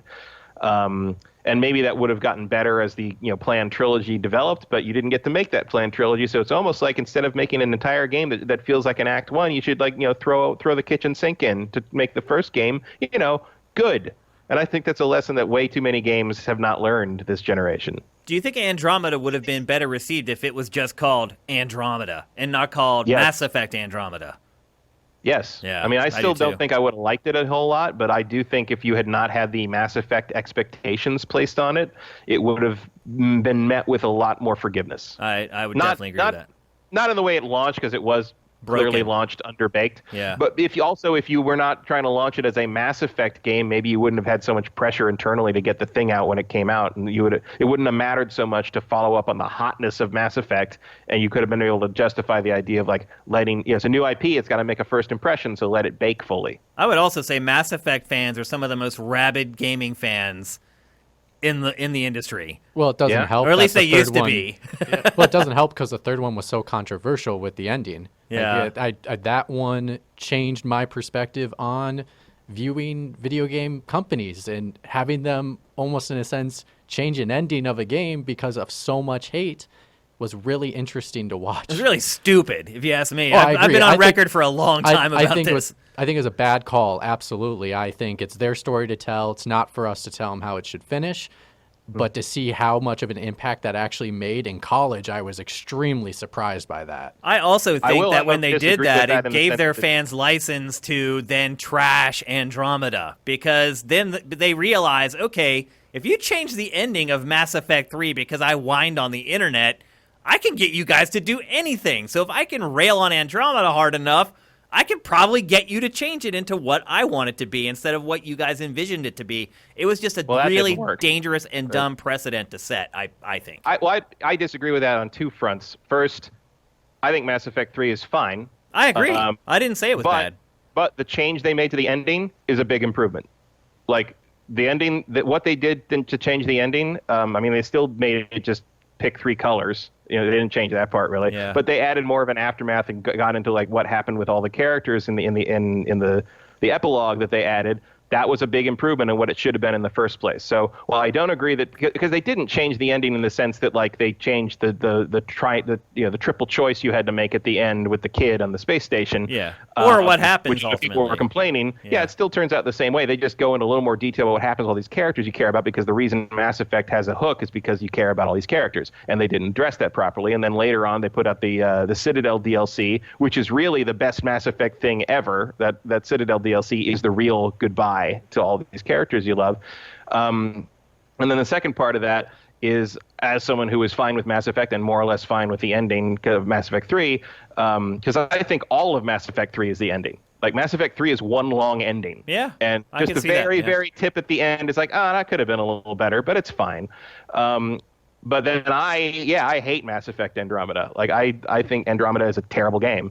And I don't agree with being entitled enough to sort of like yell until you think they're going to change Andromeda, because they didn't. You can't revamp Andromeda that hard because they just reskinned Dragon Age Inquisition, and there's only so much you can do with it. But it was launched in an incredibly broken state, and they did deserve to get roasted for it. Maybe not as harshly as they did, and they were sending death threats to people and all that crap. That's just sort of like what kind of online that's par for the course outrage has become. But Mass Effect Andromeda was a terrible misstep on just about every level. And Mitch is right. Like, coming off the heels of how a good chunk of the fan base reacted to Mass Effect 3, it was redemption time for a good chunk of the fan base, and there was a swing and a miss in an amazing way. Well, and I think the blame should be not at BioWare, it should be at EA, because clearly they forced their hand to release this early when it was clearly not ready. Yep. Yeah, and they spread them too thin, and they gave the project to a team that had never made anything like that before, and like it was a management failure from the top down, without any question. Yeah, some great articles written about that whole thing. Management isn't the one who suffers for it, are they? Because Montreal's the one that got shut down. Yep. So are we all in agreement that this is probably a Mass Effect game, though, that they're talking about? I don't know. I mean, it might be the Mass Effect remasters. That would be interesting. Because they keep teasing stuff about like, oh, there's something coming that you're going to like in terms of the remaster stuff. EA had been doing that since the beginning of the year. Yeah. And it would be, it's certainly at the point where they need content. It would be silly not. Oh, sorry. Glad you're not here, Kyle. That's a sneeze, not a cough. I'm fine. I'm kidding, obviously. But I wish you were here. I think it would probably be a Mass Effect game of some kind. I still feel as if EA still understands they have a hot property on their hands, even if with this massive blow-up they had with Andromeda, I think they understand the fan base will be behind them if they can bring back its dominance again. Even with a remaster or remake would be good. I think this is more likely Dragon Age. I think they are staffing up an all hands on decking Dragon Age 4 because they have got to get that game finished. Yep, that's what I thought too. But it seems like I'm in the minority. Most people seem to think it's Mass Effect. But I think that's wishful thinking. I think the other thing too is if it were Mass Effect, I call it wishful thinking. So I don't even know if I call it wishful thinking because I don't want them to mess with Mass Effect anymore. Like, stop. Like, the other thing too is if it is indeed Mass Effect, we're talking about something we're not going to see for another 5 years. So yeah. I think it's more likely it's Dragon Age 4. They're just ramping it up. They're getting to the point now where if they were making the game at Ubisoft, all the other studios would start getting involved in the game's development, and I think they need someone to kind of corral all that stuff. So, and some poor PA would have to start compiling the 30-minute credit roll now for the 2021 release. Yep. So I have not lost all faith or hope in BioWare. I do believe there are still some talented people there, and I hope EA has learned its lesson with how it handles BioWare and it does things differently going forward, because in all honesty, that is the only way its reputation is going to be rescued. That's what I would say. All right, let's move on. We're going to talk next about another depressing topic, which is it appears that Gamescom is going to be canceled. They haven't canceled it yet, but they've already announced that they're going to be doing big digital initiatives, bigger than ever before, around Gamescom 2020. Gamescom goes down in August of every year. So if you look at where we're at right now, April, May, we're 6 months away still from the date for Gamescom, but we're not 6 months away from people having to book flights and book hotels and for the publishers to start getting their booths built and start worrying about the logistics of the show. All that stuff is going down right now, which is why you saw E3 pull the plug so early, because it realized all this stuff's going to be put on hold, and the logistical end of it just isn't going to happen. And I think anything that involves international travel is going to take longer to come back to normal. There's a good chance that by the end of May, by the end of June, we're going to be kind of seeing most of the end of a lot of the really hard stay-at-home lockdown stuff. Yeah. But international travel is still going to have to be very closely monitored until there's a vaccine available, and that could be August next year at the earliest. And on top of that, you don't know how reticent people are going to be to fly in general. I mean, remember what happened in go to a building 9/11. with 200,000 people all jammed Remember together. the aftermath of 9/11 where people just wouldn't travel because they're afraid of terrorism. And this is a much more present danger than being one out of 3 million flights that actually has a terrorist on board. I remember December after 9/11, I took my girlfriend to Disneyland around Christmas, and there was no one on the plane. Yeah, you wouldn't believe it. I was on the East Coast when 9/11 happened, and I literally flew back 2 days after 9/11, and it was me and 3 other people on the plane flying back to California. It was one of the weirdest things I've ever experienced. But I think the bigger question is, when are people going to be okay with being around 200,000 other people? Have you seen the crowd shots from Gamescom? It's crazy. Yeah. It's like a mosh pit of 200,000 people. And I hate to say this, but I'll be honest, as someone who's gone to a lot of these conventions, hygiene isn't always the first concern for a lot of these people. So that's for sure. I mean, let's be honest. Gamescom is one of the last places I would want to go, even 5 months, because here's what's going to happen. We're going to get the all clear and the go back to your normal lives thing. That virus is still going to be going around. So until that vaccine is out there, and God knows when that's going to happen, it's a risk still. The risk will be lower, your chances of getting it will be lower, but then as you start to let your guard down and you start going around large groups of people again, the risk goes right back up, because all it takes is one person at Gamescom to have the virus, to infect literally. If you really look at it, that one person could end up infecting 200,000 people. Not just the people at the show. Those people go home and they get their wife sick or their husband sick or their brother sick or whatever. And then the brother gets his friends. I don't know. I just don't know when I see people feeling comfortable enough to start going to major conventions again. I just don't. It'd be closer to 2 years from now. Because you need the vaccine in place. You need the vaccine to be widely distributed. You're talking about 18 months minimum for vaccine with testing. That's August 2021. And then everybody has to get it, and then everybody has to feel comfortable again. Yeah. Which is a hard thing to do. Like you're talking about something that is going to leave a psychic wound on the species. Like, yeah, you're right. No one is going to be the same after that. It's going to infect how we think, not infect, but it's going to impact how we think about interaction. Like handshakes might go away for a while. Oh yeah. Just in general. I saw an amazing tweet today where a guy was talking about being at home, working at home, and his 5-year-old got angry because he said he had to do work today, and his 5-year-old's crap he did yesterday. And he's like, I have to work today. It's Monday. And his 5-year-old yells at him, Monday isn't a real thing. And he's like, and I'm just still sitting here with that. And I'm like, that's amazing. Like that's it. Like that's and Daddy doesn't have time for the 5-year-old kid's metaphysics right now because he does have to earn a salary. But it could change how we look at that. It could change how we look at large gatherings. It could change how we look about how we work in general. It's going to have this impact that is going to make it very hard. I mean, look, 20 years after 9/11, and we're still like okay with taking our goddamn shoes off because one guy tried to do a shoe bomb once. Yeah, I know. Yep. People are afraid of these things they can't control and these invisible threats, and it's going to be a very long time before a mass number of people are willing to do something like Comic-Con or Gamescom again. And I think that's just human nature. And I mean, you start extrapolating that out. A lot of my friends are DJs, and that is how they make their living. It's what they've been doing for 30 years. It's the only thing they can do. They're my age. They're not like 21-year-old kids who can be like, oh, that sucks. I'll just learn this instead and do a career in this. Like that's when you get to a certain age, it's very hard to pivot like that. So I have friends who, their living depends on people feeling comfortable around thousands of other people. And they're all pretty much at the point where they're just like, it may be over. And I have friends who throw big music festivals with literally 200,000 people. I mean, that whole industry may be gone.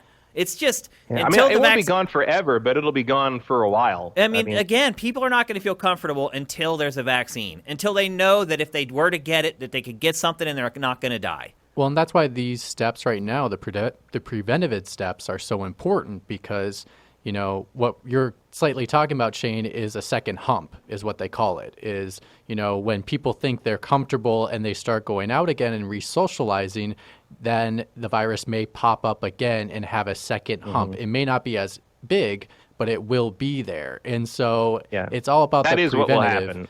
And just how soon is that second hump going to appear and how significant will it be will decide how people will be comfortable when it comes to socializing again. I guess what I'm getting at is probably going to roll is like you're going to have. I don't know if anyone's going to actually sound it all clear. I don't know if anyone's going to take responsibility for doing that. It'll be probably more piece by piece, governor by governor, or something like that, or maybe even city by city.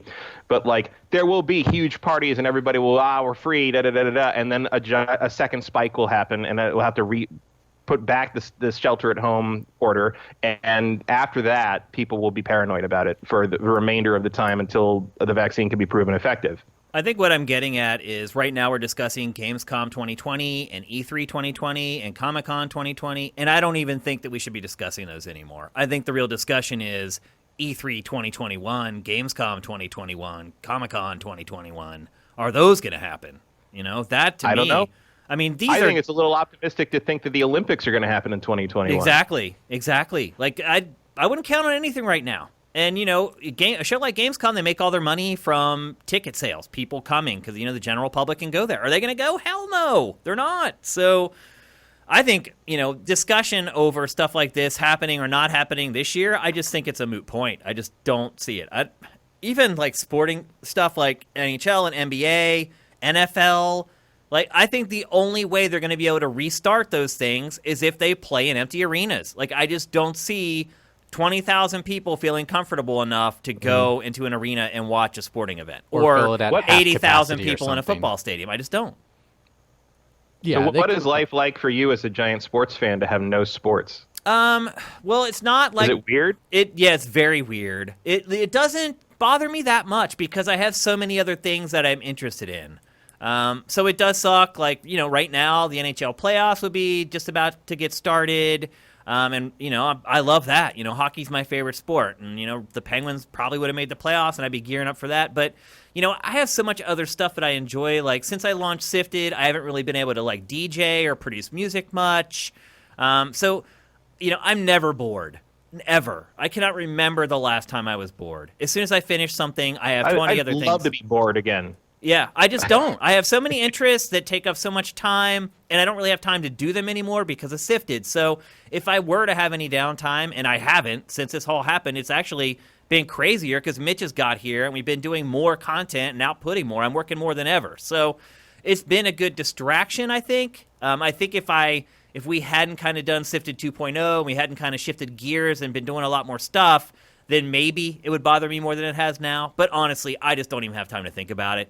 I do feel bad. Like, I'll flip on ESPN at night, and I'm just like, y'all are screwed. They're screwed. Like, there's nothing they can do. Like, they have a whole business built on something that's probably not going to exist for the next, 18 months. Time to triple down on the marble racing. Yeah. Well, the only thing that's really helping them keep existing is the NFL is still going. I think they spent 4 hours on free agency, and they never would spend. They maybe would spend 2. It's but not enough. 4. Though. That's not enough to float a whole network. Absolutely. And I think even there's the threat of baseball being canceled because it is going to be canceled. I would not be surprised if it's canceled because playoffs are in the fall, and so you can't have a 1 month. Probably not going to be an NFL season. No, I really don't think there will be. If they do, they'll play the games in empty stadiums, and they may very well do that because. The NFL in particular too much money not to. Well, the thing with the NFL is it doesn't really make any money off of ticket sales. The NHL lives or dies based on how many people come to the games live. The NBA, to a lesser extent, but still a big deal.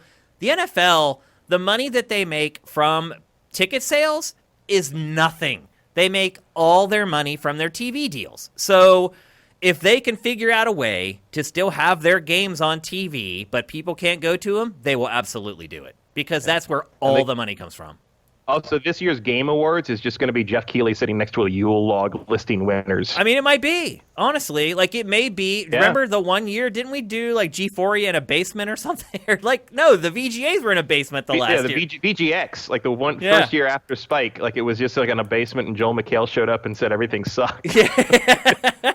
I mean, that's probably what we're looking at for events going forward. Or even something like the iHeart Music Awards were supposed to be out, and instead they did at-home performances where artists would basically video phone a performance instead of doing it live on the stage.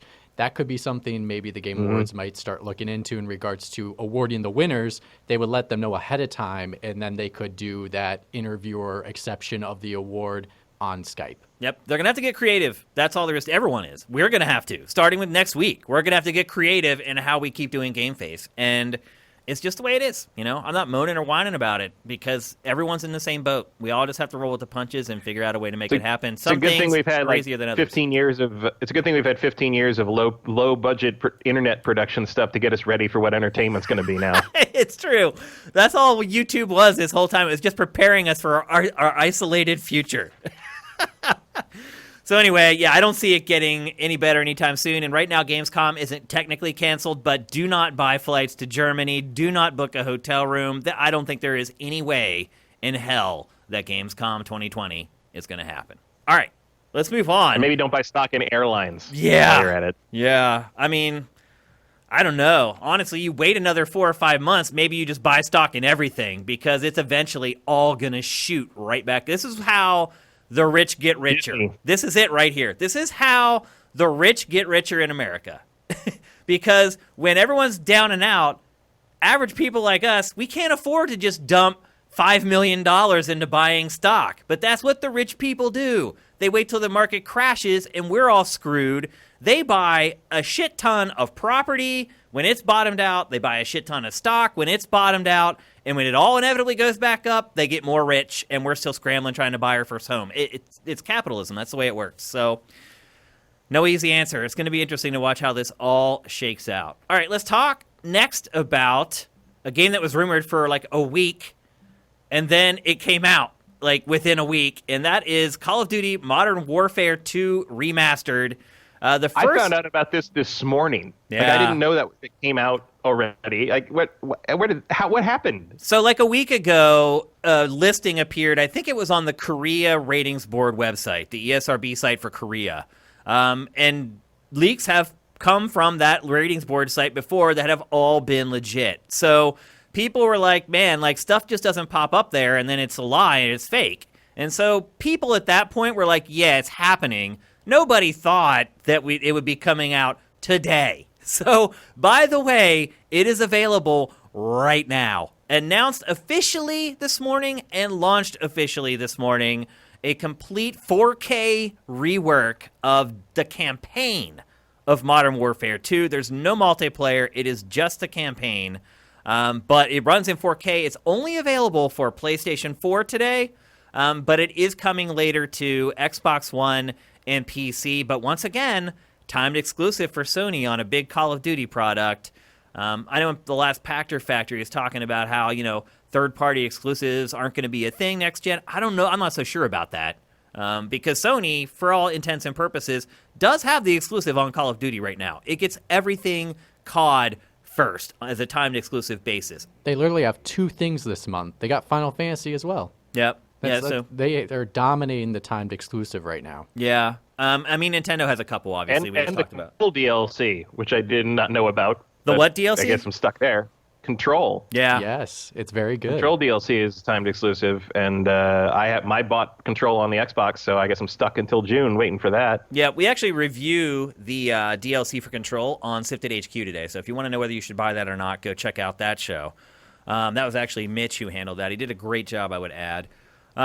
So yeah, Modern Warfare 2 Remastered, coming to 3 platforms, only available for PlayStation right now, but it is available right now for PS4. Matt, what do you remember about Modern Warfare 2? I remember no Russian. Yep. And, one of the most I iconic remember, scenes in the history of gaming, I would say. Yep.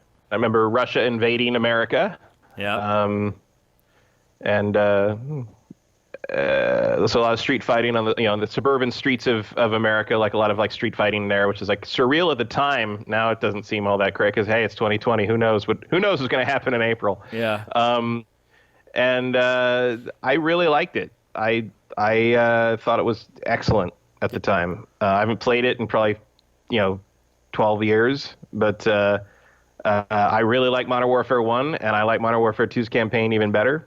Yeah. And that was kind of the last Call of Duty I liked until Infinite Warfare, campaign-wise. But I thought it was very well done. I think it was the peak of Infinity War's campaign design skills until Titanfall 2. Yep. So at the time it came out, I believe it was the best first-person shooter ever made. Modern Warfare 2, I don't know if you remember or not, but it came out the same year as Uncharted 2. And I've done a lot of Game of the Year discussions across the years, and I will say that was the most difficult Game of the Year discussion I've ever had, deciding between Uncharted 2 and Modern Warfare 2 for Game of the Year that year.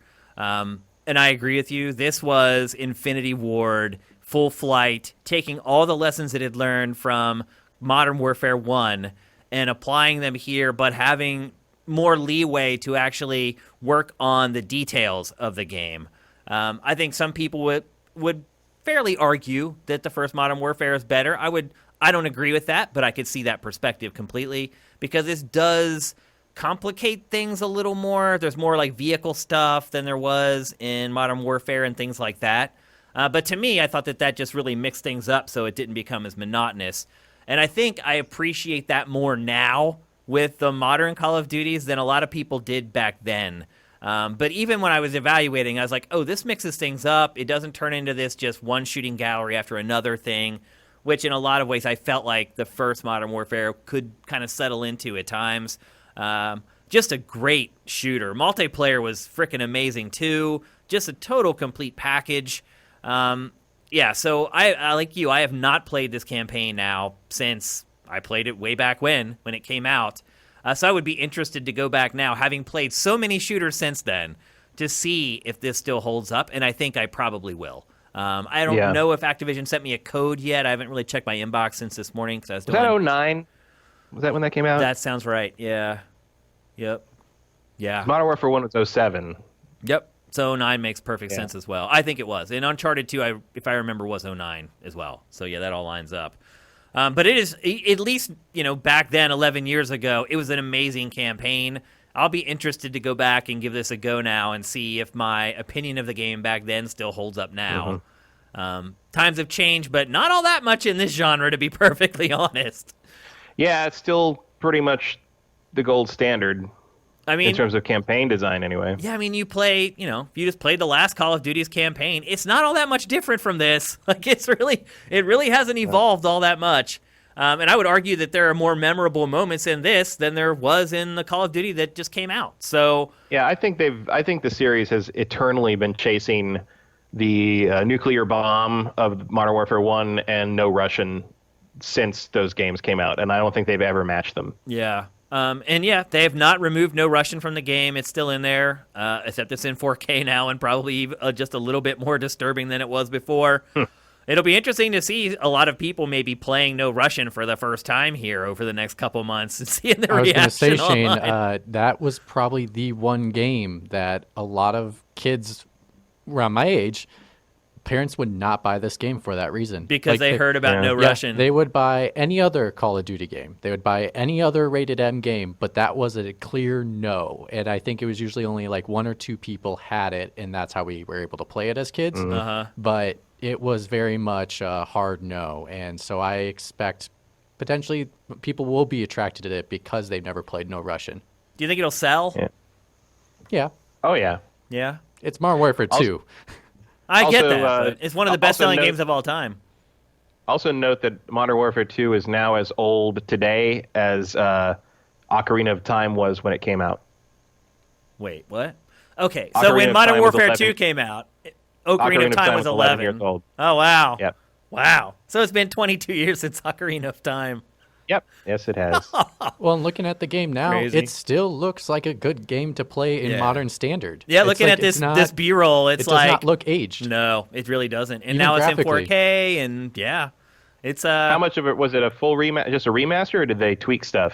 Do you know? No, it's just all tech. So, all new textures and character models and stuff like that, but they haven't removed any missions or added any missions or anything like that. So It's not just we turned the resolution up. They actually did. Oh, they did work. Yeah, it's actually developed by Beanox. The remaster was. It wasn't even developed by Infinity Ward. Beanox, by the way, hey, they're coming on, man. They put out a couple games when they first kind of got started that were pretty bad. But they've really kind of come through for Activision here over the last few years. Didn't Beanox? Yeah, they started as kind of like an also-ran Spider-Man developer. And didn't they also make Tony Hawk Ride, where you actually had the plastic board? Yeah, that sounds right. I think they did. And boy, that was awful. So to see them making stuff like this, could have made that good though. Yeah, but Beanox has come a long, long way from where they were when they started. But I'm going to give this a go. You think you'll play it, Matt? Modern Warfare 2? Yeah. Probably. Yeah. What about you, Mitch? You going to give it a go? Depending on price. So have you played it? No. Never played it. It's a game I definitely do want to play. At the moment, it depends on price. Also, we do have some big games coming out right now that maybe this is a game more towards after I finish Final Fantasy VII Remake, because we have Resident Evil coming out this weekend, and then we have Final Fantasy next weekend. But it's pretty dry after that in regards to big console releases for a while, except for Gears Tactics at the end of the month. I got the press release this morning from Activision when it was made official, and they included everything in the press release but the price. And I didn't have time to go to PSN and see if the price is someone up there. says it's $20. Oh, that's pretty good. That's actually worth my time. I think money. I think that's the right price. I think that'll get people to buy it and play it. It definitely isn't not a stumbling block for me. $20, that's like whatever. I mean, it's only 6 hours long, maybe. It's not that long. Call of Duty campaigns have been short for a really long time, and they started that way with Infinity Ward stuff. So for $20, in my opinion, one of the best shooting campaigns ever released. Yeah. I'll pay $20 for that faster than I'll pay $20 for Jedi Academy, that's for sure. There you go. That's a good way to put it. All right, let's move on to our last topic of episode 205. We've been talking a lot about Xbox Series X and PlayStation 5 over the last 2 months, but really it's heated up over the last month. And so we wanted to kind of simmer all our thoughts down into some cogent analysis that you guys can take away as valuable. So what we've decided to do is we've decided to do a next-gen report card where we look at both the PlayStation 5 and the Xbox Series X in 4 categories and then decide for each platform which one is doing the better job. Some of these are going to be a little difficult because we don't have enough information or whatever, but I think that's part of this because some of the categories we're going to discuss are like messaging and momentum. And I think that's important leading up to the launch of any product, not just a video game console. So some categories, I think one platform will have an advantage over the other and vice versa. So I think it'll all even out. And we'll try to figure out, as of right now, which of the 2 consoles we feel like is leading the next-gen race. We're going to start off with tech. And because this is the easiest one, I believe. It's black and white in a lot of cases, although in this case, not. Maybe it's black and gray instead of black and white. We have the Xbox Series X, which is just basically a raw horsepower beast that's just going to blunt force trauma its way through game code. Then we have the PlayStation 5, where if you look at its specs on paper, they seem to be a little bit lower than Series X. But if you followed Mark Cerny's presentation, he explains how the system can be used by skilled developers to essentially squeeze about the same amount of performance out of it if you want to write to the metals, as they say. So, Matt, between those 2, which one do you think has the advantage right now? I mean, on paper, it's the Xbox, but I would argue that power doesn't mean anything, really, when the rubber hits the road, because we'll get to those other categories, though. Right now, we're talking about tech. But, that's what I'm saying is, tech is irrelevant, because if it was relevant, the Wii wouldn't have won that generation. And we don't know who's winning the tech war on this because there's no way to compare them quite yet. Like PlayStation 5 is doing such weird shit in terms of trying to optimize how it does what it does that it's just hard to say, because I don't think Cerny's lying. I think Cerny's a tech genius. If anyone can pull off what he's saying that thing does, it's Cerny and his team. But we just don't quite know why it matters yet, or whether it can kind of, the key is going to be, is there extra work required to keep parity with what the Xbox can do brute force wise? And I think will there is. multi-platform I think that's developers, pretty safe to assume there is. Yeah. And will multi-platform developers be willing to do that work? Or rather, not developers, will publishers be willing to spend the time and money required to get that parity? Will it matter? And I would argue that we don't know that yet until we start seeing what these multi-platform games look like. But if you're going to talk about just on paper, probably the Series X has a very minor edge. And the edge gets bigger the more you don't know what you're talking about. That's funny. Mitch, what do you say for tech? On paper, yeah, I think Matt brings up a good point in regards, and I think he's right in regards to not fully understanding what the tech really does. I think one of our categories is messaging, and I think we'll get to it in a minute. But I think the messaging of understanding the context of it affecting the console itself, I think we don't fully realize what it is yet. So I think, in a slight reason, I think it's a little too early. Well, I think that will also help when we see That's the point of OS. this discussion. It's early. Yeah, it's really early to try to compare this tech because we don't understand it. So you're not going to pick one? I said Xbox on paper Okay. has a tech advantage for sure, but not understanding what PlayStation does, we can't really fully realize what it's going to be.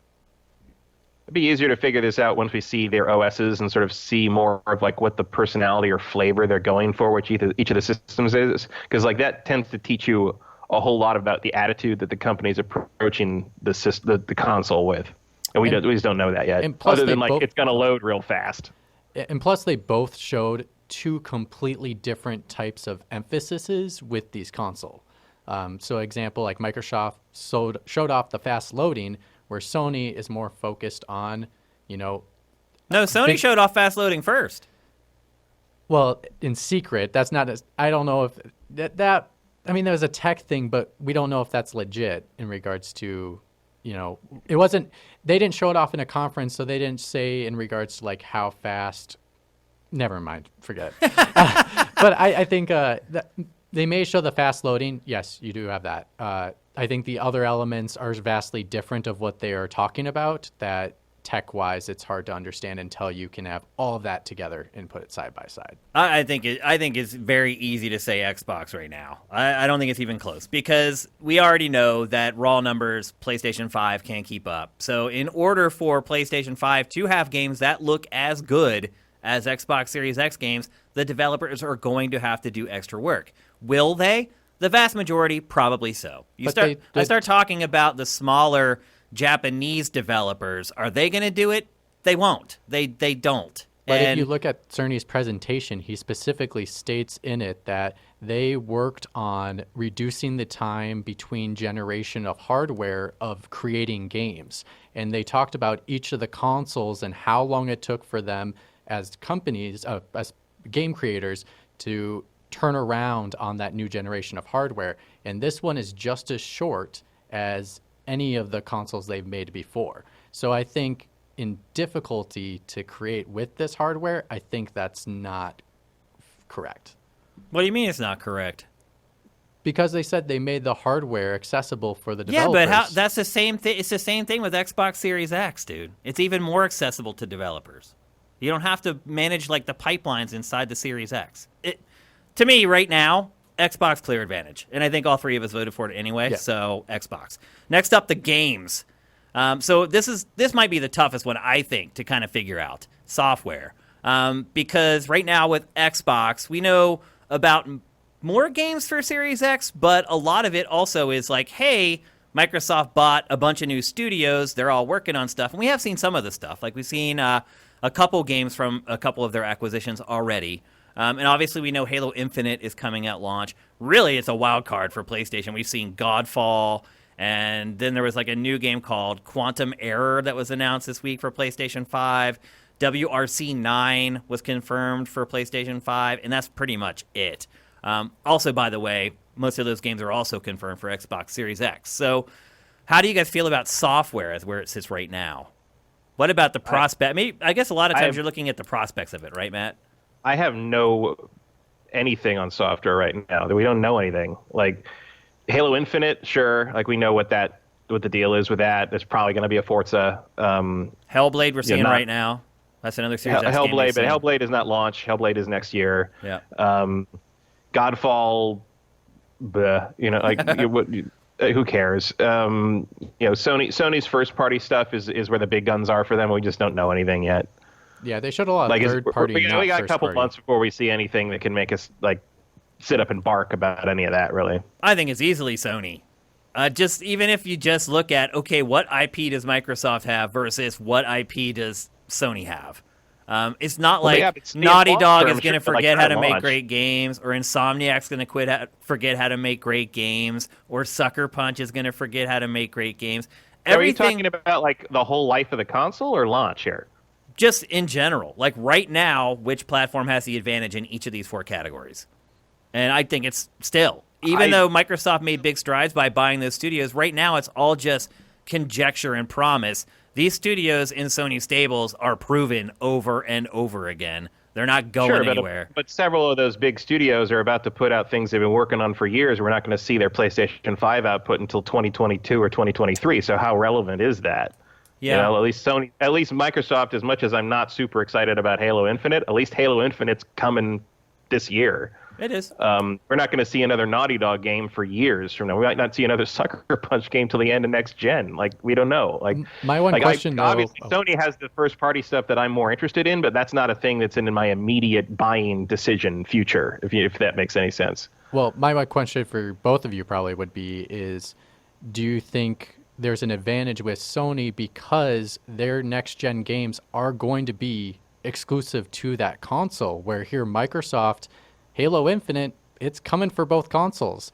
Hellblade may be coming for both consoles. They committed to a 2-year window where it doesn't matter. You just have to have an Xbox, which I think affects potentially how good the game could potentially be because you're not taking full advantage of that hardware. Good point, Mitch. Yep, agreed. I think you are taking full advantage of the hardware because that's the point of the modularity. It's like you're relying on your scaling. I mean, PC games do that all the time. Like you're just basically turning bells and whistles on and off, and that really historically hasn't hurt anything. So I'm not too worried about that, but I do think it might be tempting, certainly in the tighter economic times we have, to just play Halo Infinite on your Xbox One. But I think that's a serious $500. disservice to your customer because, even the jump between PS3, PS4, PlayStation 2 to PlayStation 3, there are significant differences in those games, whether that's less enemies, more enemies, the animation isn't as good. It clearly is a downgrade of that other game, and I think it disservices to your customer to say, hey, you can experience the game on both systems where we're really not experiencing the same game. I don't agree with that. The more things you can play something on, the better. Like, democratize it and then exclusivize it later on when people are willing to jump into the next gen and the next gen is established and there's a bundle worth buying and there's a library worth owning. I don't think that I think Microsoft's approach is much more consumer friendly. Let me give you an example. Because we had Star Wars The Force Unleashed came out for PlayStation 2 and PlayStation 3, all those generations of hardware, the 2 gens. Clearly, the game was not very good as a PS2 generation hardware game. It clearly was completely different. It had the same story, had the same characters, didn't look as good. The motion graphics in regards to the animation didn't work as well. The physics weren't working as great. It's a completely different experience. You don't think that matters? No. I think it matters a little because bit. they're not making different versions of these games. You're just turning the settings down. It's not the same thing as making a GIMP Wii version of something back in the day. You're just going to have lower res or less detailed character models or no ray tracing, that kind of thing. And that's a different thing. You're not selling a different game to somebody. You're just saying, hey, you don't want to spend $500 on this new system? You can still play this game you want to play. And there's no downside to that except that you've decided to save some money and play something in a lesser capacity, which is the same decision people make on PC all the time when they decide not to throw however much money at the latest NVIDIA card. And it's fine. So you're not seeing it as the next gen is just only going to be a graphical difference between these two things. It's not going to be, the AI is going to be different and interact differently with the game and the levels. The level design. He's making a good point, Matt, that there's more to games than just graphics. Here's a dirty little secret about AI. AI hasn't changed in generations. It's just slightly different pathing, et cetera, et cetera. There is a chance that the rapid access of the hard drives on these new systems that Cerny described is going to lead to an ability to do something like that, or like he said, changing how level design is done. But that kind of stuff is not going to come into its own until a little later on, because launch games never do. Launch games never take full advantage of the new bells and whistles of hardware. It's just not how it works. You have to learn to do that. Like Uncharted 1 was not a launch game, but Uncharted 1 is not Uncharted 2, which is not Uncharted 3.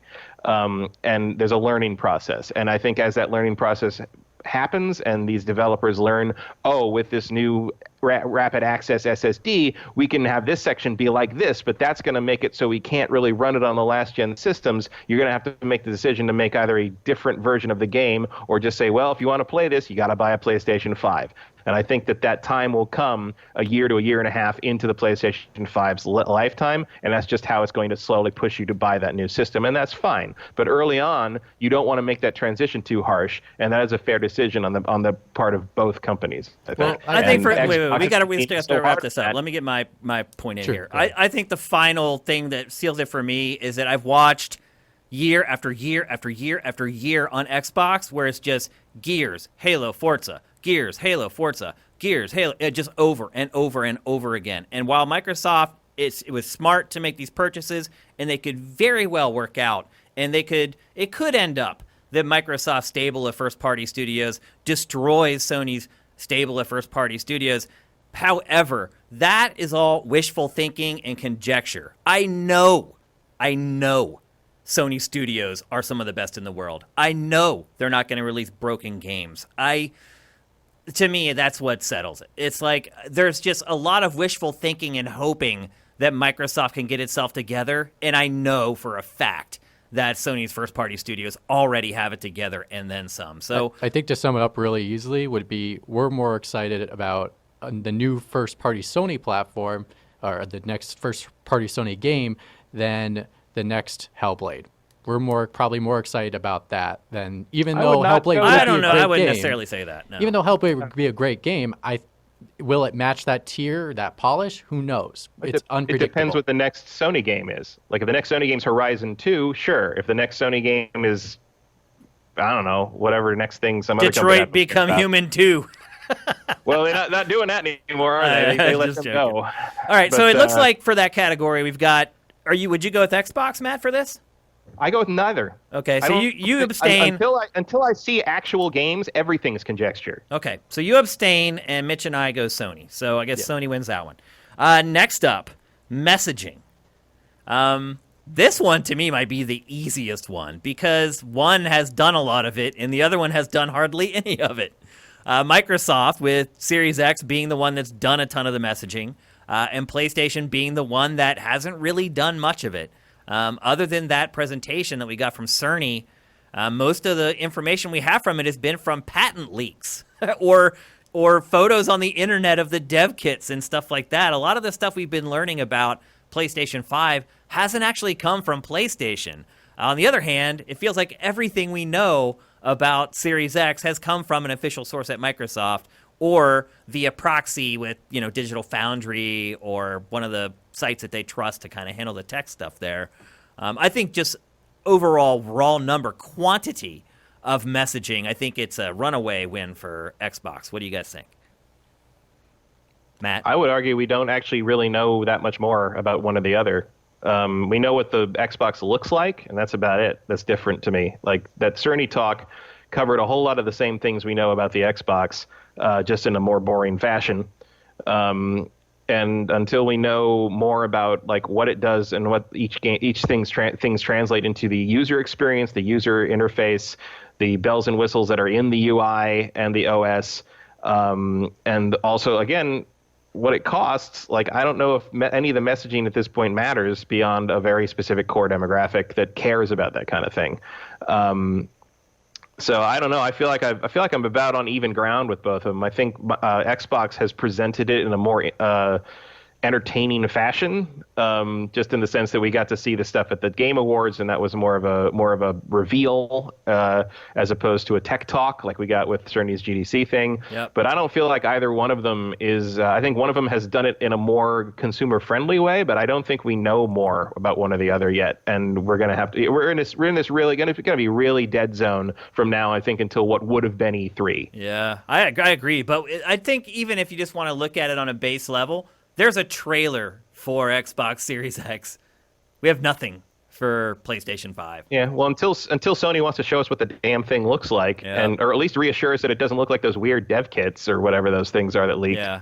And I mean, we just don't know. Yeah, we still don't know like what anything looks like on PlayStation. You're right. I mean, it's very simple to say that they showed the console, PlayStation hasn't, but it's more than that. It's being able to see the ports on the back of it and seeing the new proprietary memory cards and seeing the controller. Like, we've seen the controller for Series X already. We haven't seen the controller other than patents. We haven't seen the controller for PlayStation 5 at all. So I do think the last category and what you said about the last category kind of informs how much this one matters in a sense, because like, yeah, I know what the ports on the back of that Xbox look like, but I sure would prefer to know when Horizon 2 is coming out. It's like, it's just, I got to know whether this PlayStation lineup is going to be exciting as opposed to like the Xbox lineup, which seems fine, but not the launch lineup for the Xbox seems fine, but it doesn't like make me excited. Halo and Forza again doesn't make me excited. Whereas like if you have a couple surprises up your sleeve from Sony first party, that could get me excited for fall for the PlayStation 5, but we just don't know. And that's sort of where I am here. It's like, oh yeah, it's cool how the Xbox is 2 GameCubes stacked on top of it. Where are the games? Like it just feels like I'm trying to like pretend I'm satisfied with this like scrap of a meal when really you really need to show me what we're going to play. Well, I think what everyone's losing sight on, which is a little frustrating while listening to these people talk about, and us in general talk about this stuff, Microsoft went really early. Like, we do not hear about tech and consoles this early in the year when a console is coming out next year. I'm using last year as a reference because Sony did a conference, but in that conference, they just showed off games and hardware. That's all they showed. What are you talking about? Sony did a conference.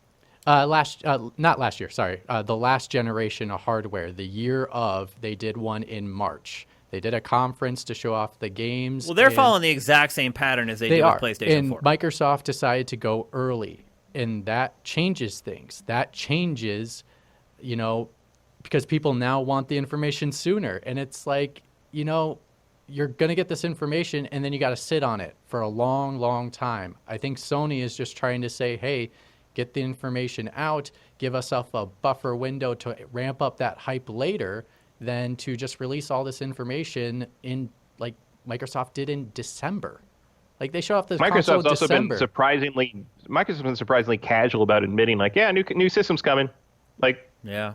Well, even as much as a year ago, there was like, yeah, we got stuff coming. We got a new system coming. It's working on it. I mean, we knew about the two different versions last year. Yeah. That there was going to be Sony locked everything down, and we barely know there. I mean, Sony's like the friend that disappeared last year, and we don't know like what they're doing or where they went or if they're still living where they used to live, or like it's the difference in how both of them are approaching like this gen is striking. Because here's the thing. So we're talking about messaging now, but I think we probably all agree that Xbox probably wins this category. Because I would say because they were first. But they were first. The next category is momentum, and because Sony pulled back a little bit in the prior category with this, which is messaging, has that actually helped Sony in the next category, which is momentum? Because we don't know a lot about PlayStation 5. Do you think that there's still a lot more interest in PlayStation 5 right now than there is in Series X? Because it's a kind of a known quantity at this point. I think there is an element of like, if they're playing this close and this quiet, they must have something good. Mm-hmm. Like, there's an assumption that may or may not be true, but there's an assumption, I think, that there's a sense in which how Sony has done this projects confidence. Yep. Yeah. And I would say Microsoft coming out first with all this stuff, I think that showed confidence at first too, but you didn't see PlayStation make the knee-jerk reaction of, oh, Microsoft is announcing this stuff, like, so now we're going to need to announce it. They waited a long freaking time, which does exude a sense of confidence for sure. Like, it makes it seem this is a much better way to say next gen starts when we say it starts, rather than just saying that at a press conference like they did for the PS3. Or you also could put it in perspective as it's like a poker game, and Microsoft thinks they can win with pair. By the way, Kenny Rogers, rest in peace. But they think they can win. You know who Kenny Rogers is? I have no idea who that is. No idea. I knew it. I knew you had no idea. Face and you instantly knew. Have you ever heard the song "The Gambler" before? No. Yeah, you got to know when to hold 'em. I know that song. Yeah. Sorry, I usually don't know song titles. I know if you I know sing that it, whole song by heart, by the way. I know when to fold it. Yeah. Yeah. But anyways, I think I think Microsoft, in a sense, threw your hand out a little early, and Sony's just waiting, and they're like, I'm waiting for the river the last card to flip, and I'll have a full house just right here for you. Like, there's confidence, like Matt said, in that quietness that really makes it seem as if they have something bigger to show, and they're just waiting for that opportune moment to undercut everything Microsoft is doing. And Microsoft is trying to play what they think is the long game, but I think Sony is probably playing a better long game right now because they don't have as much info. I do think Microsoft is going to need a stronger lineup to recapture the interest once all the cards are on the table, to continue Mitch's card playing metaphor. You really are going to have, like, better be some stuff in there that makes my eyebrows go up more than Halo. And I know that Halo is supposed to be the 800-pound gorilla, but I really hope at this point Microsoft... It's not anymore, I don't think. Yeah, Microsoft has to learn that that is not what that is anymore. You need to give me something that makes me go, ooh, exciting. And frankly, I'm willing to buy both consoles or like one or the other. Like I can go either way depending on what the launch lineup looks like. But right now, from what we know of Microsoft, if Sony decides to flip their cards over and that launch hand includes Horizon 2, good night Xbox for me. I think for a lot of people that would be the case. But, a lot of the casuals who only buy a couple games a year, I think they would disagree with us. I think they would say, oh, it's Halo. But maybe. I'm really curious. I don't know if any real study or kind of opinion polls have been done on like what kind of cachet Halo still pulls with the mainstream. I'd be very interested to find that out. Yeah. I don't know if Halo is the. I mean, it might be just for old dudes like us. Gorilla now, but like it's. Yeah. I think it holds more sway for older folks than, the influencers and the... And you could argue that the older folks are the ones that are going to be paying for the consoles. Yeah. Well, I think for me, it's also, like, the thing that made Halo the when I was a kid $500. was that multiplayer. The multiplayer was the thing. We didn't care about the campaign when we bought Halo 2 and Halo 3. We wanted to play multiplayer. Well, that's what my generation all cared about. We cared about drinking Mountain Dew and playing a shit ton of Halo multiplayer all night long, getting the hammer, smashing faces, all that kind of stuff. Slayer. Exactly. Campaign meant nothing to us. And so I think when they tried to push the campaign as the big thing for the future of Halo, I think it turned people off. Well, the campaigns have just sucked since Halo 3. It doesn't help they're not great, but they try to make problem. an emphasis of it. Yeah. And I think that's the wrong messaging for that franchise, and it completely turned people off to the point where people don't want to go back. Well, the other thing is it was a pioneer. The wrong messaging. No, the thing is it was a pioneer when it came out. Campaigns have been good. And it's not a pioneer anymore. When it came out, like, I had already been playing Star Siege Tribes on my PC with my Voodoo 2 card for like a year and a half or 2 years before Halo came out. Halo, to me, was like a step back from what I had been playing as a PC player. However, for console players who just came off a GoldenEye, it was a huge step forward. And it was really unlike anything else available on consoles at the time. And it had online play, all this stuff that console players are experiencing for the first time. The problem with Halo is as time went on, it wasn't unique anymore. And instead of just standing on the fact that it was the only thing in town, it now had to stand on the fact that it's the best thing in town. And it's very hard to be the best thing in town. Even if you have a ton of really talented people working on something, there's no guarantee. And so now you have so much more competition. I mean, honestly, Call of Duty killed Halo. It came in and was like, okay, we'll show you how to do multiplayer now. And that's exactly what they did. And that's why Halo lost its significance. It's not because of a campaign.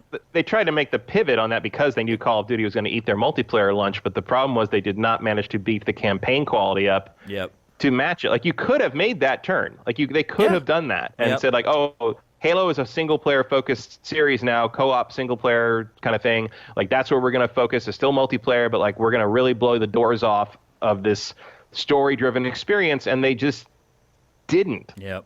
Yeah, they fell on their faces. It was just the whole thing turned out anemic with Halo 4, and they didn't get the mojo back for 5. Nope. And this is kind of the last shot, and I don't know where they're going to put the chief. This time. Here comes the chief to try to save the the day. They haven't shown enough. Yeah. They need to show more, especially if they're showing the console this much. They should be showing Halo this much, because that doesn't change people's anticipation for the console. You gotta leave something. You still got another 10 months. Like, you can't just blow the whole thing out now. If this is their big anchor game, that would be the dumbest thing they could ever do. But they have to slowly build interest in this thing as it approaches launch. They already shown their cards. Like, Halo is going to be the thing to change your mind? Wait, you were just talking about Halo, how they needed to show more of Halo. Yeah, that's what you just said. They might as well show it now, because then they'll get buried later. No. Okay. So, momentum. My vote goes for PlayStation. Matt, how about you? I mean, just in terms of kind of market viability, I think PlayStation has the advantage here. Like, Microsoft's the one that has to convince someone to look in their direction. PlayStation's already got the eyes on them. Okay, and Mitch, although your vote doesn't count really because we've already got two. What's your pick anyway? It's PlayStation for sure. Okay, so here to recap: Tech. Matt abstained. Mitch and I both picked Series X. Games, Sony came out the winner. Messaging, Xbox was determined the winner. And momentum, Sony was determined the winner. So of the 4 categories, they were split down the middle, 2-2. So there you go. We solved nothing in the last 20 minutes. We had fun doing it, though. So we solved the problem of making 20 more minutes of show. I do think that this is I think that's the right result, though. I think that is pretty kind of apparent of what's really going on with the next gen race right now. There's pros and cons for each one. And there's no easy answer between the two of them. And hopefully as time goes on, that becomes more clear. But I'm not 100% certain it's going to be. The only real... If the price is different between the two of them, that could really be the only nail in the coffin for one or the other. Yeah. But I think they are going to both be the same price. Okay. And I think it would be really interesting to play the same game like right after we get these announcements and compare the two to see where we were before and where we are today. Yep. So lots of time to figure all that stuff out, but I think that was a pretty fun exercise, a good check-in. It wouldn't have worked if we had done it months ago, but I think now with the information that we have, I think it was fun. I enjoyed discussing it, and hopefully you guys enjoyed listening to it. It's time for our Q&A. I can see some of you guys are on it. You already got questions in the chat. Go at Sifted Games in the chat to get your questions answered. It helps us pluck them out, particularly now because usually on this screen I have the chat, and then we can actually bring it into the show, and you guys can see the chat in the archive. However, because we're using Skype to bring Matt in, I got Matt here, and I'll spin him around again like I did last week. My good buddy. We miss you, bro. I'll be seeing you soon to drop off a microphone. I ruin things. I'll be seeing you soon to drop off a microphone. So anyway, it's harder for me to see, so thank you guys for going at Sifted Games in here, because that's the only way I can pluck them out. My vision still isn't great either, unfortunately. I got one ready if you are still waiting on one. Is it Bat Guys? No, it's Commander Fett. Okay, go ahead. Commander Fett says, do you think the next generation of consoles will be delayed, and will it help the launch lineup? And if delayed, when do you think they'll come out? No, I don't think they will be. Microsoft just said it won't likely. be. Yeah, Microsoft literally just a few days ago said they're not going to be delayed, or Series X won't be delayed. And a few weeks ago it was a hoax. Things can change very rapidly depending on how quickly things get back on track. But if they do get delayed, they will not slip past the end of March. These things will launch this fiscal year, hell or high water. To answer his question about would the launch lineup improve? Yes, absolutely. Not only... At the very least, you get a few months more polishing. Yep. At the very least, you get a few more months of polish on the games you're working on, and if you have that game that's kind of right on the borderline of making launch or not, now maybe it does have a chance. So more time is always going to help software. Always, no matter what. So yeah, I think absolutely. Something launch window can become launch day. That can be only good for the launch. Yep, absolutely. Also, side note, we are on level 2 of the hype train. Nice. I can't even see it, folks. I'm sorry, man. We did hit level 2 earlier in the stream, but we were talking. I didn't want to interrupt. So. Okay. Thank you guys to everyone who sent in the bits and stuff for that. Really appreciate it. Well, we got another 10 subscription drop from Sound Wizard earlier as well. That explains it. Sound Wizard, the frickin' man. Thank you. Look, just thank you for the bits, man. Like right now, everyone losing their jobs and everything. Our Patreon's like going way down. I totally get it. But literally every dollar is going to matter to us over the next couple months as we try to survive through this. So thank you guys. Let's see. Here's one from ETH Demon. What about the demos that Microsoft showed to Digital Foundry? He's asking. What demos did they show to Digital Foundry? I think they showed Forza. They showed a Forza demo using the new tech. I think that was like a year ago. Yeah, so when you say what about them, well, if it's Forza, I think we already covered that. Saying that I'm sick of it, Forza, Gears, Halo, Forza, Gears, Halo. That, to me, is not the answer to any of Microsoft's problems. And I would say in general, those three franchises are really not going to be the answer to any of Microsoft's problems. If they were, Microsoft wouldn't have any problems because they've been releasing those games consistently and at a pretty high quality. So, yeah, I would, honestly, when looking at this, I would just kind of eliminate those games from the discussion because they're a known quantity. They're not an X factor that's really going to change the tide of anything. My only thing I would say to that is if they can since it's going to be cross-gen with their first party, they should release the demo for someone to play. If you're confident enough in your game, let people get hands on it. Make it change their mind. I think demos are a way to get people to maybe change their minds in regards to how a game plays. Like, put the new Halo on there as a demo for a little bit. Now, PlayStation did say that, before the end of the year, they'll have PS5 demos up on PlayStation Store. They did. And we're on level 3. Oh, awesome. Get that hype train rolling, people. Let's see. I think, yep, that one's already been answered. I can't see this name. Mitchell is alive, I believe. My friends are experiencing fatigue from all the remakes being pumped out rather than new projects. I believe this is why we are seeing less quantity of shovelware and movie tie-in games. Would you rather have remakes and remasters over the shovelware tie-in? Bonus, which remakes, remasters do you think have been unnecessary? What have been the best ones? I mean, I like remasters of good older games way better than mediocre new games. But yeah. And look, everyone agrees with that because I can see it in Sifted's traffic. I mean, we post debut trailers for new games every day. Every day. At least like 3 or 4 per day, every day.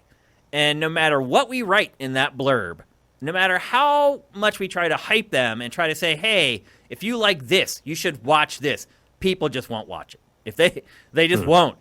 You put up something for a remaster of an old game or a remake of an old, guaranteed top 3 or 4 pieces of content on Sifted that day. Guaranteed. So it's not even a question, really. I think what's also enticing for these companies to release remasters is because some people don't have the opportunity to experience it the first time around. Yeah. Like myself, I can experience now Call of Duty Modern Warfare 2 for the first time. Like that's an opportunity they allowed to give me this time around because they did a remaster. And Resident Evil 2 will be my favorite remake. One that was unnecessary, Destroy All Humans. I really don't see much of a need for them to remake that game, even though it's like THQ Nordics. It was one of their keystone games at E3. It had like a big booth presence and everything. To me, that game didn't need to be remade. What about you, Matt? Can you think of one? I mean, that's a good pick. I would personally say Crash Bandicoot, but obviously for Activision's pocketbook, that is not true. Yeah. Yeah, I mean, Destroy All Humans is probably the most like pointless, unless didn't they do one for? What about SpongeBob SquarePants Battle for Bikini Bottom? There's another one. That has a big speedrunning community around it, so it's not. Didn't they do one for Voodoo Vince? They did. It was just it was just a inexplicable, it was like an upres kind of thing. That's all it was. But still, but that I think caught me off guard. I'm like, really? That game was not good when it was released. Obscure Xbox exclusives. They do that? Cyber Exile, it looks like. What are your next-gen launch lineup predictions? I think Horizon 2 and Halo Infinite are locks, but beyond that, I can't think of anything. I don't think Horizon 2 is a lock at all. I think it's getting there. I think it's possible. I think it's wishful thinking at this point, but I don't think it's a lock the way Halo is. Why do you think the comic book is coming out this summer? Because it's ready. That's it? You don't think it's to coincide with something important? No. Wow. It took them a long time to get it ready. 3 years after the game launched. Yeah, well, I mean, they're gonna keep building something, but like, I don't know. Like, it might just be to coincide with the PC version. That's possible. Sony does have a history of having games slip out of a fall release date. Yeah, it sure does. Like, it's really feasible to think that it could slip to March. Yeah. Obviously, Godfall is a lock, probably.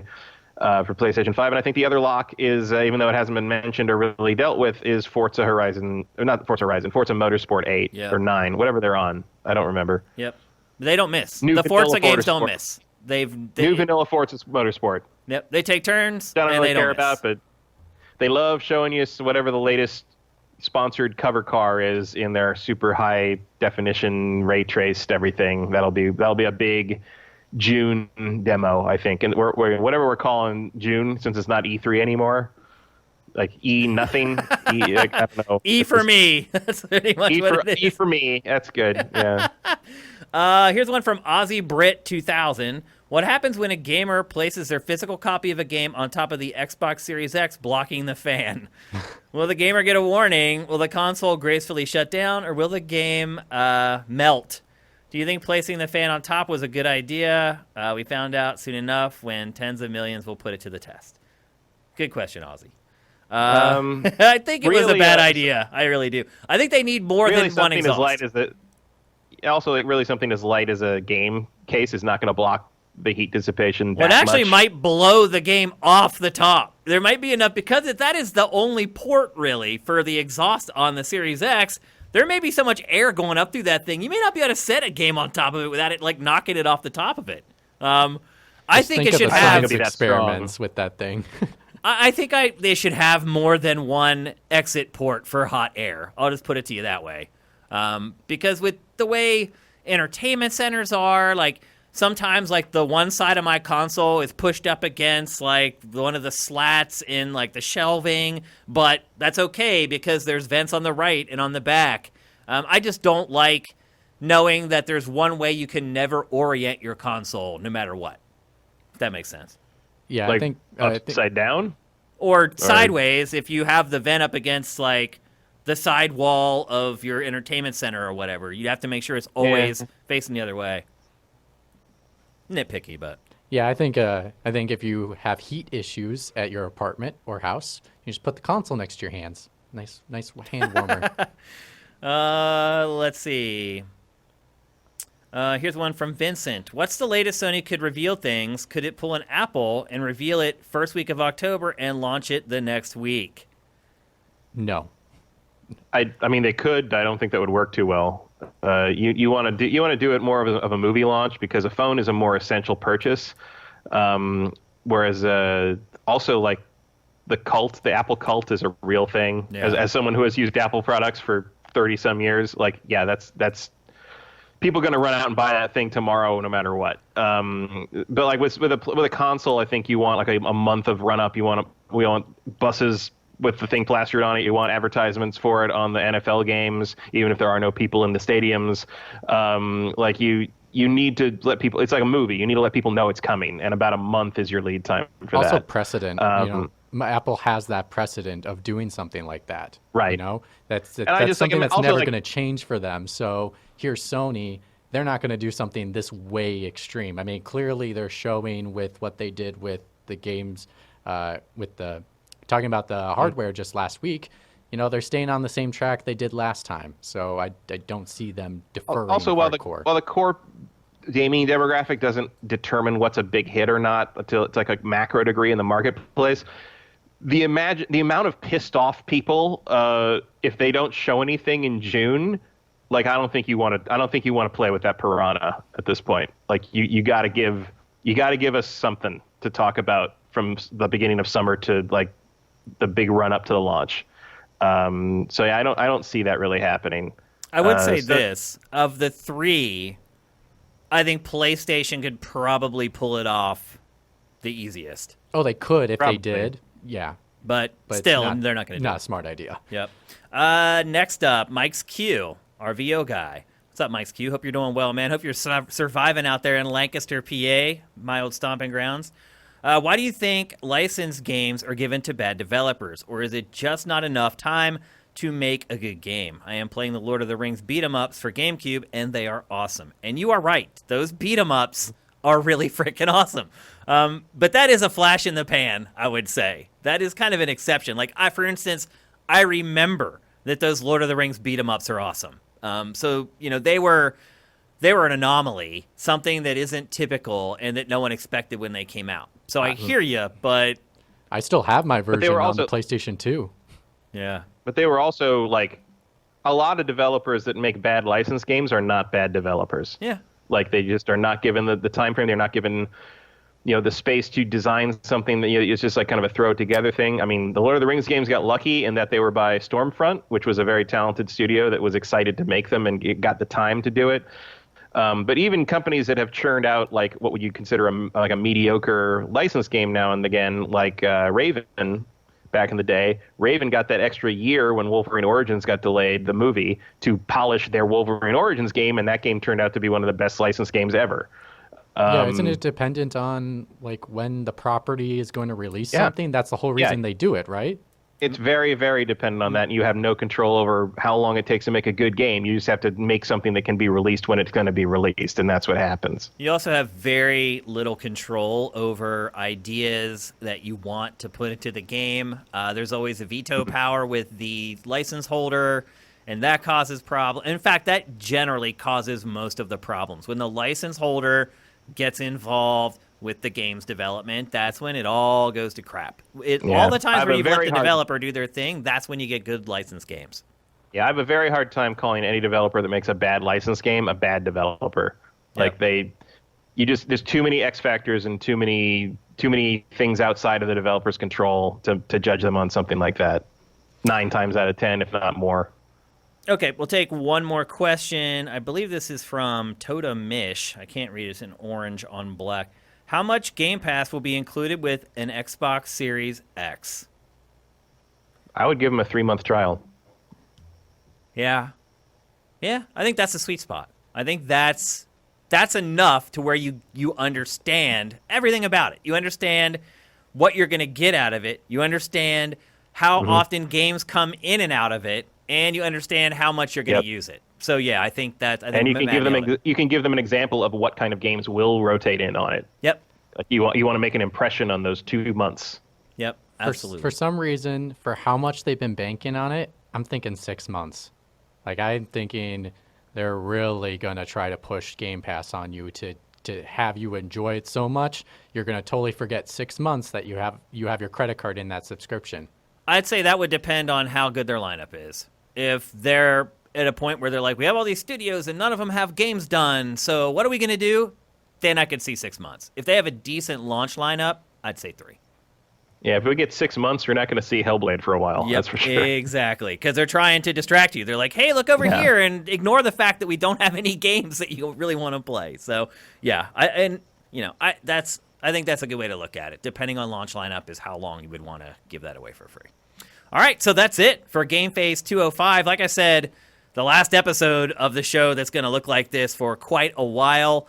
We're going to go into the lab and try to cook up something for GameFace going forward, but it will definitely look different than what you're used to from the last 5 years or so of the show. But again, we're in the same boat as everybody else, and we're just going to roll with the punches and do the best that we can. So thanks to everybody who got on the stream today. We were actually able to promote the stream this time. Last week, we weren't able to, and I do want to apologize for that. I know a lot of you guys were like, what the hell happened to GameFace? We actually started the show, 30 minutes later than normal last week? 20 minutes. But it was like a scramble to get the show ready because we had to get Matt's Skype set up, and there was a bunch of problems with the audio and things. And so I just wanted to get the show started so we weren't here all frickin' day, and we didn't do pre-production or pre-promotion. We did do that today. It looks like a bunch more of you made it into the show today, which is good. But, I just want to say on a personal level, everyone's got to be tough. It sucks what's going on right now.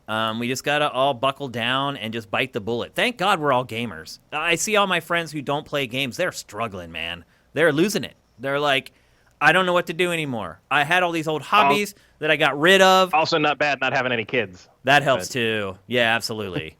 My friends that have kids are like losing their minds right now. So I feel for any of you guys who are at home.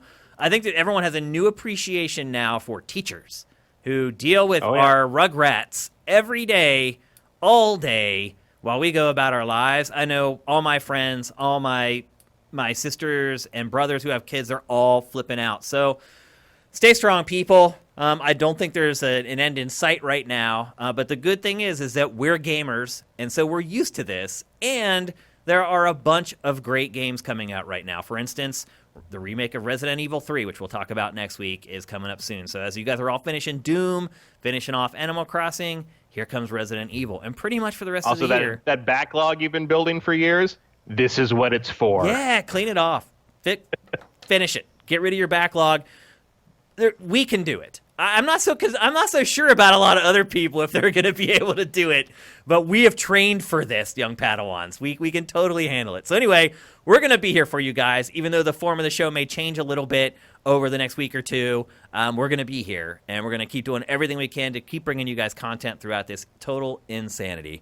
But I love you guys. I'm thinking about all you guys all over the world. I know people are suffering, and people are losing their jobs, and all we can do is just send out all the positive vibes we can. Come on sifted.net. We're there for you guys. I mean, that's the great thing about building a community is that we can be support for each other in tough times. So we'll see you guys next week.